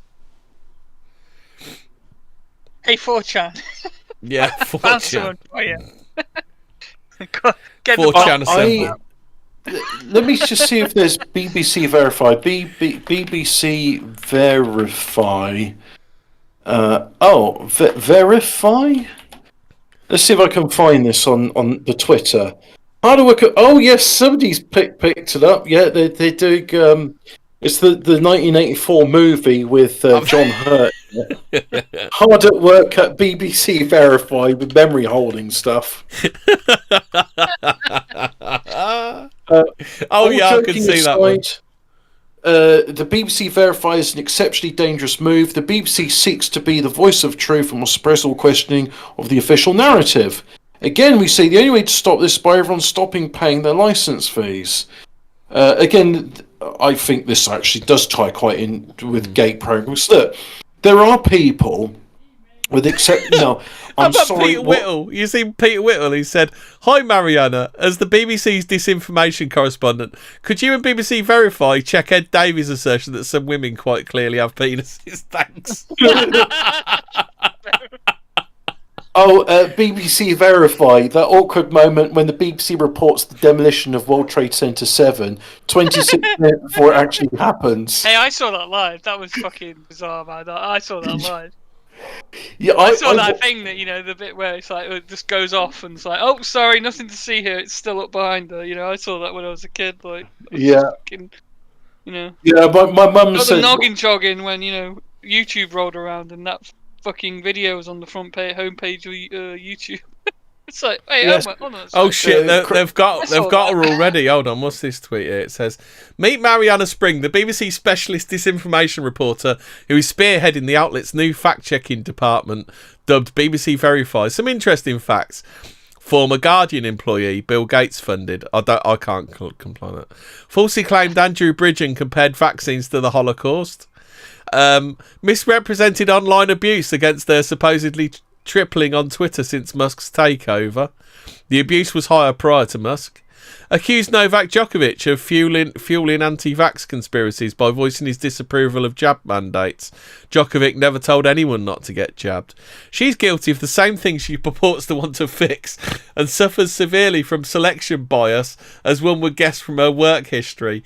In short, she's a heavily biased, liberal commentator who fails to present information objectively while providing herself as an authority on truth." And that is Stark Naked Brief said that. I'm not sure if BBC Verify have gone into protective mode, deleted their account, but I like that there's an account here called Brondo the Brave. Brondo, the first mutilator. And it's Brondo. He's done a screenshot replying to BBC Verify, and it says, "You're unable to view this tweet because the account limits who can view their tweets. People disagreeing with the very dystopian idea of a public broadcaster presenting themselves as the arbiter of truth aren't by default misogynist, defame you. Well, hang on, I'm racist, but also I have legitimate grievances against you. Defame you, trolling or misunderstanding. What you and the BBC are doing is chilling." So, does anybody know what the light paper is? Because that's one of their first targets, apparently. Oh yeah, they call it the conspiracy theory newspaper, so I think it's worth giving them a read to see what it's like. We'll see what they're all about. Yeah. In short, the GATE program is to find those with exceptional talent. Sorry, So it is racist. Ban the BBC has done a how it started, how it's going. Oxford COVID's vaccine safe and effective study shows. Lisa Shaw, presenter's death due to complications of COVID vaccine. Now, I need to say here for YouTube, it's safe and effective, and you should get your boosters. And if you're listening now, and if you're in any doubt, go and talk to your GP about getting another booster. Yeah. Because stay safe, stay effective. In short, GATE program. Didn't they come out and say don't take multiple boosters? I think that was that is a dangerous conspiracy theory, and I won't believe it until I hear it trusted and verified on BBC Verify. Have as many boosters as you want, right? Okay, it doesn't matter. Look, how about this one? Hi, Mariana Spring. I see this photo pretty regularly, but a number of people have told me it's photoshopped. In the spirit of the launch of BBC Verify, could you tell me if it's genuine or not? It's Peter Mandelson with Jeffrey Epstein. Oh, God. This is going to be funny. So no, I want to in summary with the GATE program, because we got some fun unexplained histories tonight. Now, it's racist of me to notice this, but there are some people with exceptional abilities. They are above average, and they're exceptional. And these exceptional people are to be hammered down and nailed down, drugged, pacified, so that they're not a threat to the system. Or if they can be turned into useful idiots, if they don't have the, opposition to authority. I just thought there's the. This is going to get meme to fuck this picture, isn't it? Oh yeah, alternative UK conspiracy movement becomes the. No, that's the fit. That was actually like she was drawing this stuff and she was making hand gestures. So the animation. This is like the genuine arrows they were drawing on the show, and it's just like. I'm not sure if this is like an interactive like screen or something. Like, if it is, that's a lot of money. It's like you've got yourself like a 72-inch interactive whiteboard, just so that you can like do your PowerPoint presentation. Is this what your like postgraduate degree is? Hold on, I can't confirm this one, but someone on Twitter says. The new BBC Verify hack, Mariana Spring, appears in Paul Mason's malicious correspondences with British intelligence assets. I don't want to go paranormies on everyone, but they're extremely broad shoulders and very large hands you got there, Mrs. Look, she's just she is typical frumpy female, all right. It's look. Well, I was going to say smash or pass on her. Are we passing then, lads? I'd give her one. But I'd give her one, but at the same time, it's like, look. Oh yeah. By the way, it's also been ratioed to fuck their tweet as it's 10k replies, 2,100 retweets and 1,200 likes. I would go to her bed, sit, watch Idiocracy and Endgame. I would smoke all her marijuana and drink her wine whilst doing her up the tradesman's, and she'd like it. She'd love it. No, sorry, love. Endgame stays on whilst we're shagging. Oh, I hate Alex Jones. Oh. He's so wrong about it. Shut up. Just do it. Okay, I need to divest myself from this fantasy. Now, the GATE program. The GATE program, in effect, is to shut it down. It's basically shut it down, the education program. If you're intelligent at all, I mean, look, I didn't qualify for any sort of GATE program because I kept getting into fights, and not just with the other boys in my school, but I also got into fights with the teachers. So it's like people are getting auto-blocked by Mariana Spring already. You're temporarily auto-blocked from viewing and interacting with Mariana Spring's tweet. She must be getting absolutely deluged, mustn't she? She's basically just rung up Twitter and it's like, they're being mean to me.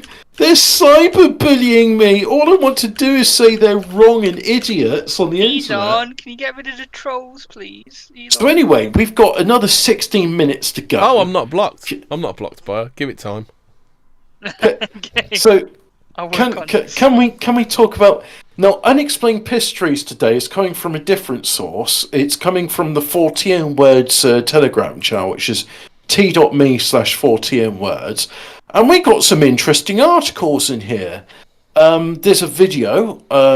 You know the one from. Actually, before we move on, Mariana Springs' pinned tweet is about the Manchester Arena survivors who took, is it Richard D. Hall? That's it, Richard D. Hall, to court. Yeah, I mean... Did you want to do this one quick? Yeah, do it quick, yeah. So, Martin and Eve Hibbert, who were left with severe disabilities after the 2017 blast, are suing Richard D. Hall for defamation and harassment. It's the first time such action has been launched in the UK against the conspiracy theorist. So, basically, as above, so below, but with America, isn't it? Yeah. I mean, is this our Sandy Hook? Is that what you're saying here? Yeah. Oh shit! I've said Sandy Hook. Fuck. I didn't mean it.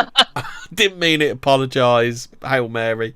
Sandy Hook was safe and effective. You got $1 billion there. Sandy Hook was absolutely a totally terrorist attack. Completely. Yeah. It's the first time such action has been launched in the UK against a conspiracy theorist. Mr. Hall did not respond to the BBC's request for comment. Oh, I do wonder why. Is it because he's running scared from BBC Verify?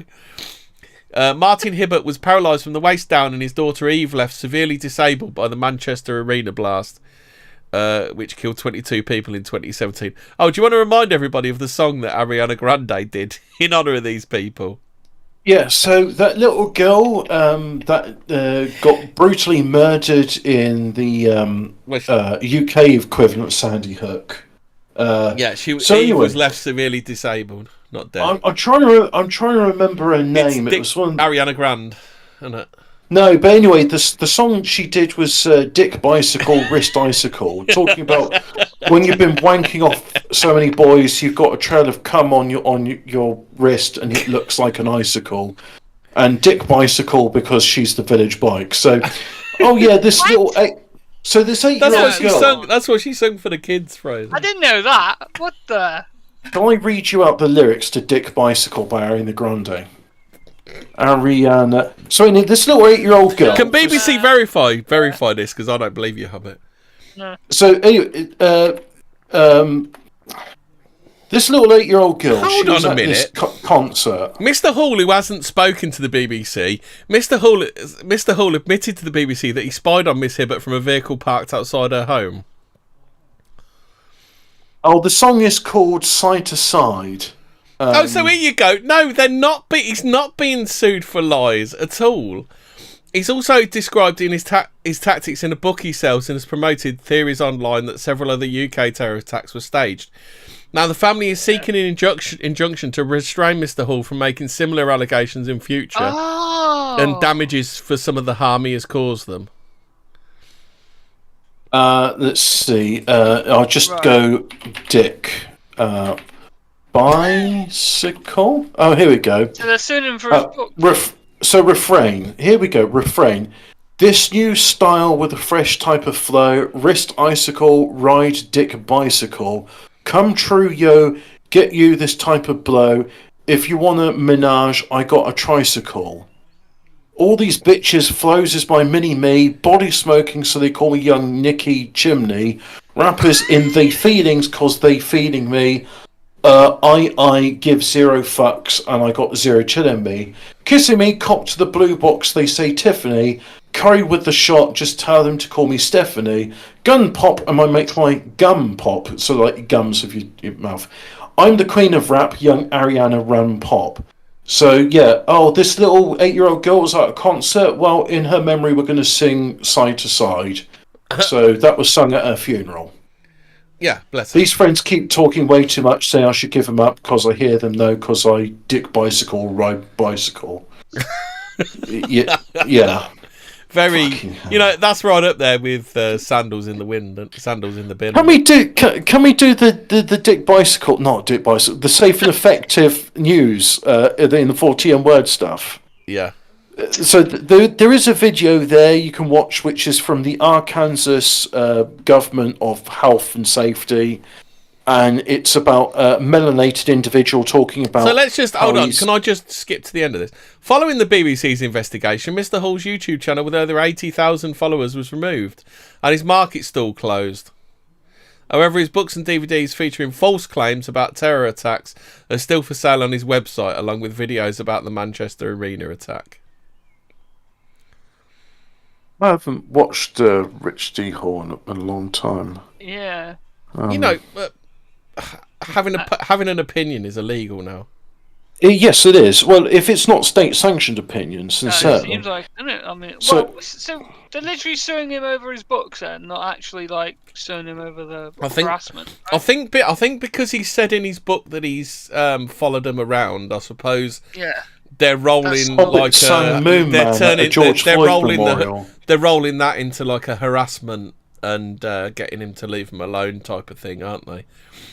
Right. So I think did- that's the way they're going around. It looks like that's the way they're going around it. I can neither confirm nor deny. I had a drone with a PA system playing at the George Floyd Memorial. Why would anyone want to be black? Your entire race is addicted to crack. I'm Moon Man singing White Power. Oh, I forget the rest of it. You know, Moon Man did a bunch of songs many years ago. He was a prolific rap artist, but he died in a shootout with...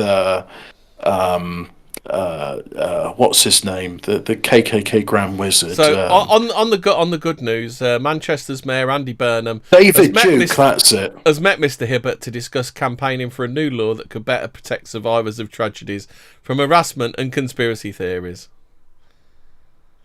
Oh, It's like, right. we've already got That's laws that like- cover this shit, you know. Like we the don't need Dunblane new massacre of, we need to protect the family, so let's just hide the inquest findings for the next 99 years. Well, you know, it's never what they advertise it as is what they're really doing, is it?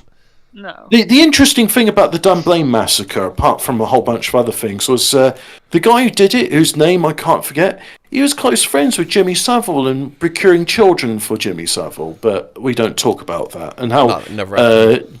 No, well, BBC Verify would tell me that Jimmy Savile never visited Dunblane before or after or during the massacre. Yeah. So anyway, safe and effective news. The coronavirus may spread from corpses, scientists report. This is from the New York Times. Oh, no. Family How about this? members- This is a question from Mariana under one of her tweets. It's, what makes your job incredibly difficult is you'll be permanently accused of towing the line. Also, if you found a conspiracy that turned out to be true, then what as a journalist would you do? If I thought that going public it might damage my career, I'd consider burying it. Oh, you sneaky little bugger.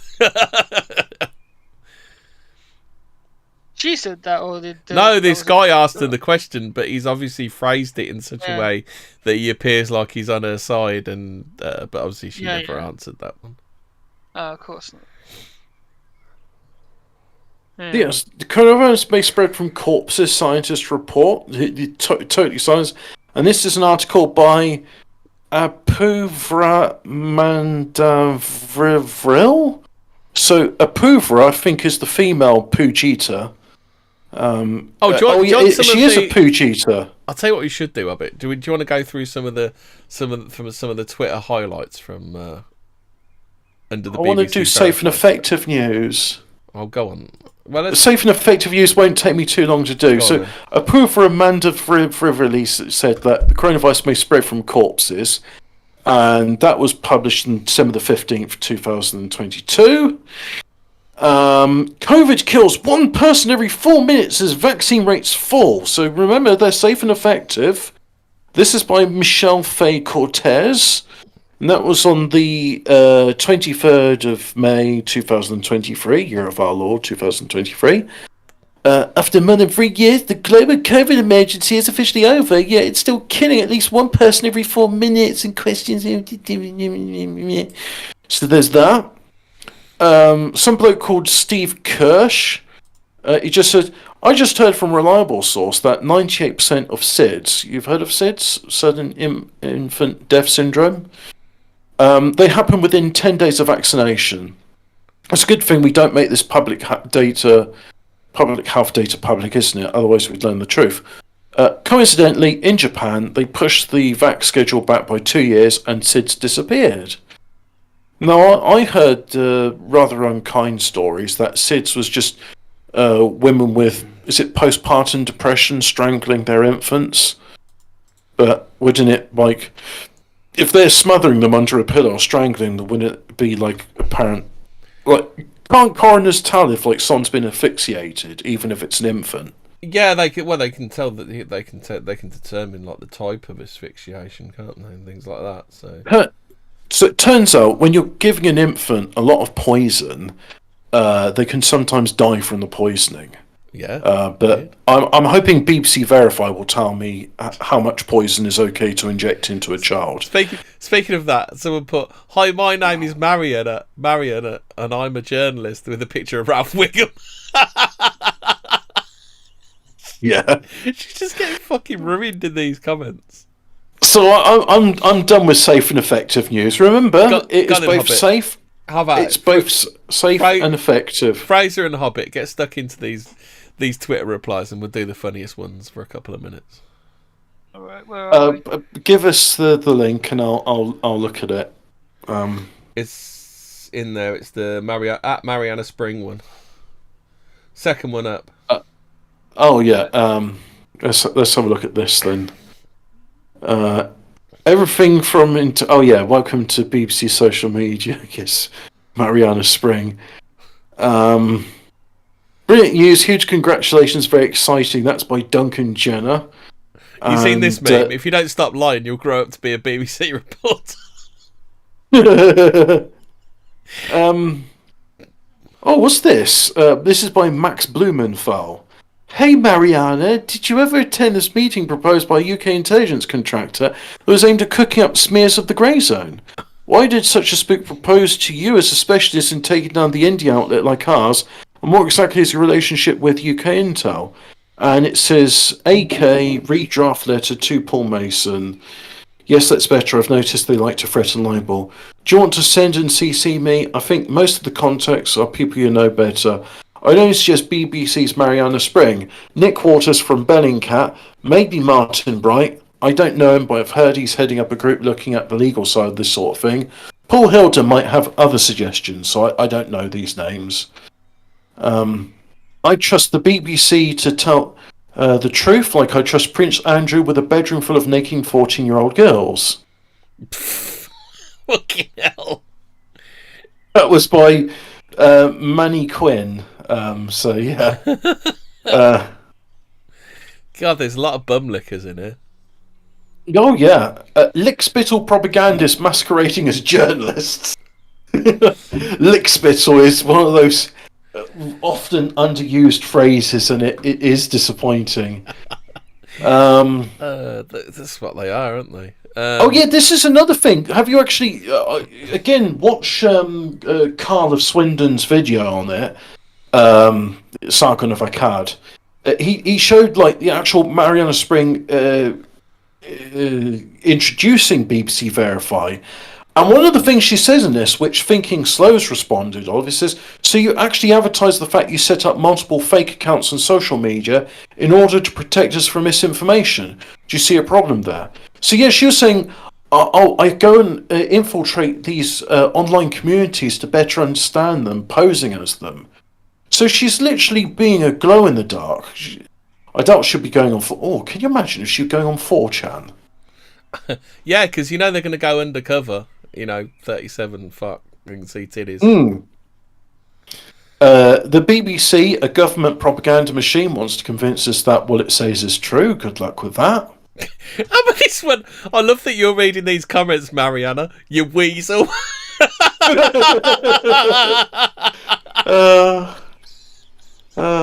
You can't beat a good pithy reply, can you? Has anyone noticed how simple life is with Newspeak under the Ministry of Truth? Vaccines equal good. YouTube, I agree with the statement. They are safe and effective. COVID, bad. Ukraine, good. Russia, bad. Net zero, good. Climate change, bad. State broadcasters, good. Alternative media, bad. Black and white, good. You know what the good news might be? If they've got 60 journalists on this, you remember what happened to the YouTube moderators, don't you? Oh yeah. I wonder how many of those journalists they're going to lose. And the Facebook moderators as well. Yeah. Someone put here, Who what would about be- the wild conspiracy theory that jet fuel can melt steel beams or a plane hit the Pentagon? Jet fuel can melt steel beams, but it can't melt Saudi passports. Yeah. This thing's stronger than steel, man. Yeah. Oh, 19 of these hijackers are from Saudi Arabia. I know, let's go to war with Afghanistan. Yeah. Fucking Via what? Iraq. Yeah. Iraq. It's like, hang on. We've been attacked Iraq by Afghanistan, more like. We've been attacked by Germany. I know. Let's declare war on Montenegro. Look at those hands. She could be a pastry chef when the BBC collapses.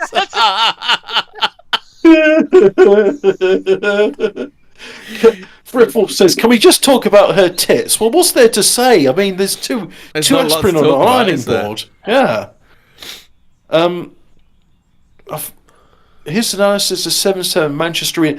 Hey, there's the only thing I've seen on 7/7. It's documented, probably up on BitChute these days. It used to be on YouTube. It's called 7/7 Ripple Effect, and it was by a guy called Paul Muad'Dib. He just called himself Muad'Dib, and he went to court about that. So they Sven Longshanksed him. You do realise you'll be fact checked. I hope you're not planning on spreading the usual disinformation we're accustomed to. So you'll be investigating yourselves when you say conspiracy movements. Well, Bob Fidderman asks the very same thing. He says, "Who will be fact checking BBC Verify?" And the response is, "BBC Verify." Some more Ministry of Truth stuff. Yeah. Using undercover. How about this one then? Ivanhoe I don't know, foreign geezer. He says, using undercover accounts. Yo, Elon, isn't it about time you to take action against the BBC and Mariana Spring? Big Brother's Ministry of Truth. So much. Physician, heal thyself. Who watches? Welcome to Check Where You Are with BBC Verify. Cancels my direct debit and license. I'll stick to ground news, whatever that. I don't know what ground news is. No. Good lord. 3 questions. Will BBC Verify be fact-checking the BBC and their guest? Did Mariana Spring or the BBC Verify team set up the fake Twitter accounts? Will the twain be fact-checking the mainstream media as well, or just the alternative media sector? Is that true, or did you hear it on the BBC? You've seen that? I've seen that a few times. And then there's a meme comparing Julian Assange to Prince Andrew. This man exposed the truth of us, imperialism and war crimes around the world, the surveillance state, and the corrupt trade deals hidden from public view. This man regularly visited Jeffrey Epstein's paedophile island, was close friends with a serial sex trafficker and paedophile for almost 20 years. Guess which one is locked in a prison cell and facing extradition to United States? Sobering thought, that one.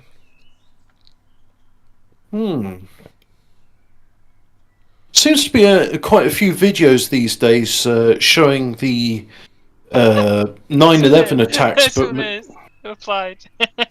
Could I make a suggestion for your first major project? Please look into the plausibility of explanations provided or suggested by the intelligence agencies and states for the destruction of the Nord Stream pipeline. See what evidence exists on responsibility. I thought this is quite good. BBC not springing for Twitter Blue. That means BBC Verify is not verified. How about this one? Hey, Craig Wilson, Muad'Dib ended up in jail. Fuck me, you can't say anything in this country. You can't fart in presence of a nignog without getting arrested. There's quite a lot of memes containing that. What's that woman's name? Jane something. The one who reported that the World Trade Center 7's going down 26 minutes before it happened. Yeah, that's that one came up earlier. Yeah. Oh fucking hell! One of them here shows an actual plastic bag photoshopped onto a turtle. Jesus Christ! Jimmy Savile, they're just getting absolutely. How about the meme with the black guy? You know the meme with the black guy rubbing his hands? It says community notes. Community notes, ready yourself with BBC Verify. Yeah, look at the same one. I want to see Verify get absolutely BTFO'd by community notes. Oh, mate. That is just going to be so fucking good. That would be hilarious, yeah. BBC Verify someone in the community notes. Community notes, but that's a lie. Foreign links. How about this one then? Just can you clarify, please, what you mean by the UK's conspiracy movement? It suggests that the BBC has identified an organisation with some form of structural grouping. Also, will you be looking at links to the hard left in order to provide balance with watching the far right? No, Deep was some old dude on the sick, proper council estate type. Well, he did a good job with that documentary. So, yep. Please, can you start with the reporting of the rogue Ukrainian missile that landed in Poland? I watched BBC News that night and a procession of guests came on saying it was a Russian missile. This kind of incorrect information is dangerous. It's just died. Is the BBC even like a proper thing anymore, or is it just like broadcasting to hardly anyone? Because like how many people do you know that's these what days it is. that watch TV? So, in Russia, they had this state propaganda thing called Pravda, talking about like tractors and stuff and how great Russia is. So this is basically BBC Pravda. Yeah. Well, BBC's always been Pravda, hasn't it? Like, I mean. Well, yeah. It's state media, but now it's like proper. Like, yeah, we're not going to do any fair and impartial thing. The Royal Charter. Well, we got a new king now, so fuck it. We'll just say whatever the hell we want. What's he going to do? Say, ooh, I don't think you should do that. This is the Royal Charter. How about this article? The headline that says it all. Fake news peddler BBC launches BBC Verify to fact-check disinformation. Reveals fake profiles used during US midterm elections to understand polarisation. Oh, so they're so they're actually showing you there. So it's basically Yank stuff, so it's going to be Orange Man bad, isn't it? Well, you know. It's, yeah. So essentially, the BBC wants to fact-check disinformation and understand the polarisation by creating fake social media profiles, which in itself is misinformation and perhaps could potentially end up worsening the polarisation that the BBC aims to understand. I mean, you could end up instead of the FBI, it would be the BBC going, "Go on, do a terrorism," won't it? Mm-hmm. Oh man.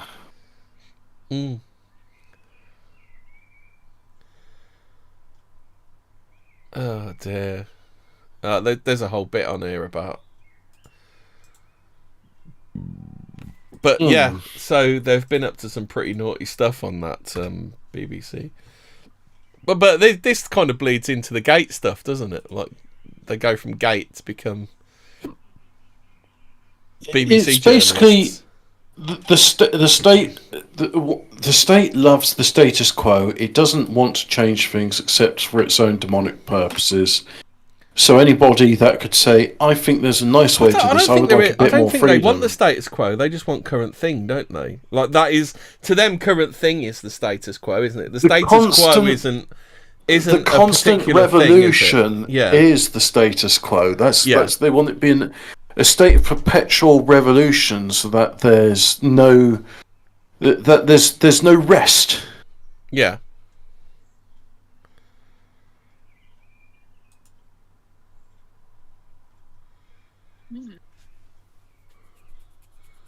I'm sorry, I'm just looking at this fat bloke on Twitter, and he's been served food on the shovel onto a massive plate, and he stands up, got like a fork full of kebab meat, and he's doing a belly dance. It's just...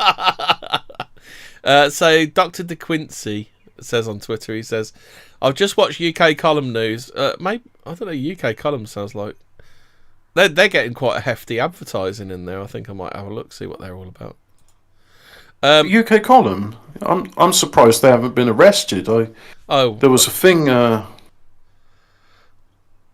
Well, the BBC don't seem to like them, so... I've just watched UK column news in which a real journalist, Vanessa Beeley, invited you to Syria as part of your alt media research. Could you discuss or example the BBC's disinformation operations on behalf of MI6 as part of the BBC's role in destabilising Syria? Verify that. Just absolutely destroyed in these, aren't they? Please, it's very funny. Please verify if Isla Bryson is a man or a woman. So, covered up grooming gangs, lied about COVID, propagandised about Brexit, lied about Trump, helped Jimmy Savile to fold kids up, equals trusted, clown, and then 4 clown emojis. It's just like, it's done, isn't it? It's certainly something. Like a lot of people are saying, it is the new Ministry of Truth, isn't it? Yeah. I mean, nobody trusts the people. It's like the Guardian, because apparently the Guardian is largely propped up by BBC sales, because the BBC, the BBC puts Guardian in every one of its offices. Well, that's nice of them. You know, like CNN's played in airport lounges, and that's how they claim viewership. You know, these things they're becoming, they're propping, they're like Ouroboros, aren't they? You know, they're all eating each other's tails. They're circular things, aren't they? They're not like, I mean, do you know anybody that reads the Guardian, Hubbard? You ever met anyone that reads the Guardian? So I will admit this. I was in Lille train station many years ago. Yeah. And I was in like their equivalent of Lid W.H. Smith, and I picked up a Guardian. I picked up and I read it, and I was like, "Wow, this is boring. I wish I'd picked up." Frith has something he wants verified. Why is Mariana wearing an evening or party dress at 7:25 a.m? Yeah. Interesting. Yeah.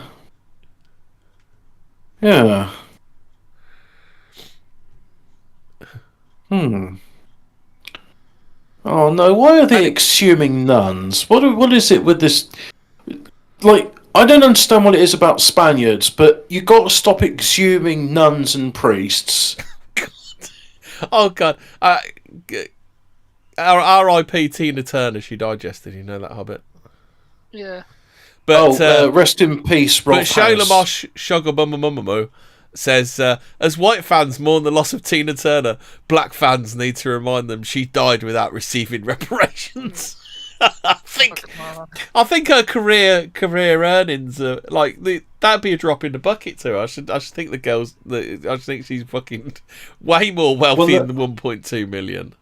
Reparations mean to repair something means to put it back into its former state. The former state of the West African slaves, before they were enslaved by other West Africans, was that they were living in West Africa in brutal tribal warfare. So in order to repair them to their former state, that means they got to be taken back to West Africa and be given spear chucking. Before we get too racist, well, I just say this is what it is. If they want to restore things to pre-slavery eras, put them back where they came from. Yeah, exactly. So this is something that I was thinking of. Is Verify going to check to see what George Floyd died of? They're selective in what they're doing, so I doubt they'll be interested in him. 5 times the survivable dose.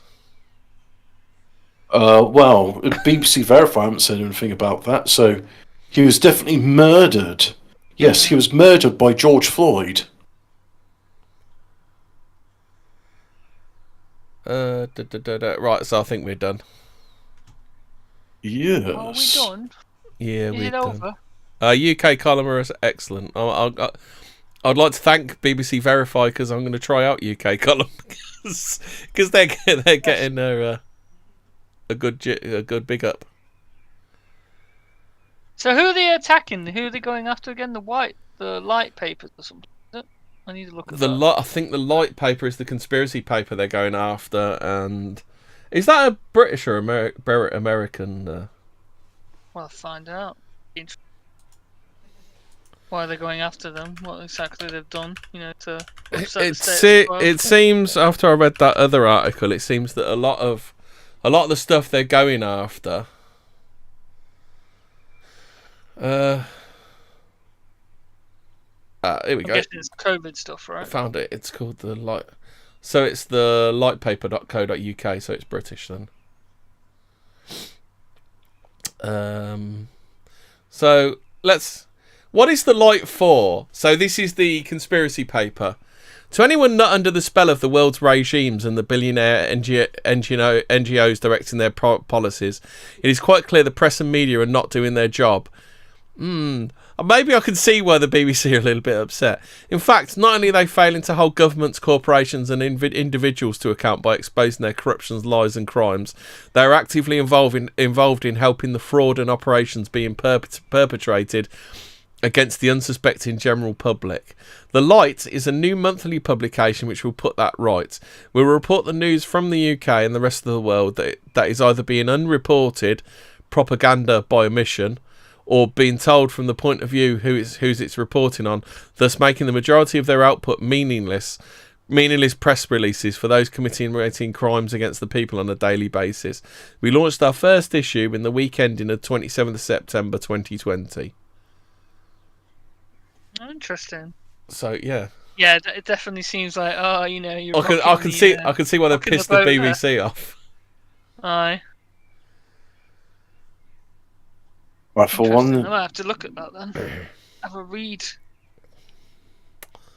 Yeah. When will BBC Verify cover when Ariana Grande's side to side to commemorate the Manchester bombing victims? So anyway, I think we're all done now. California was a free state. There were no slaves there. Yeah, there's so many holes in slavery, isn't there? It's just unreal. Right, so surely they owe us $5 trillion for all the bicycles they've stolen. Night all and stay verified. Stay verified.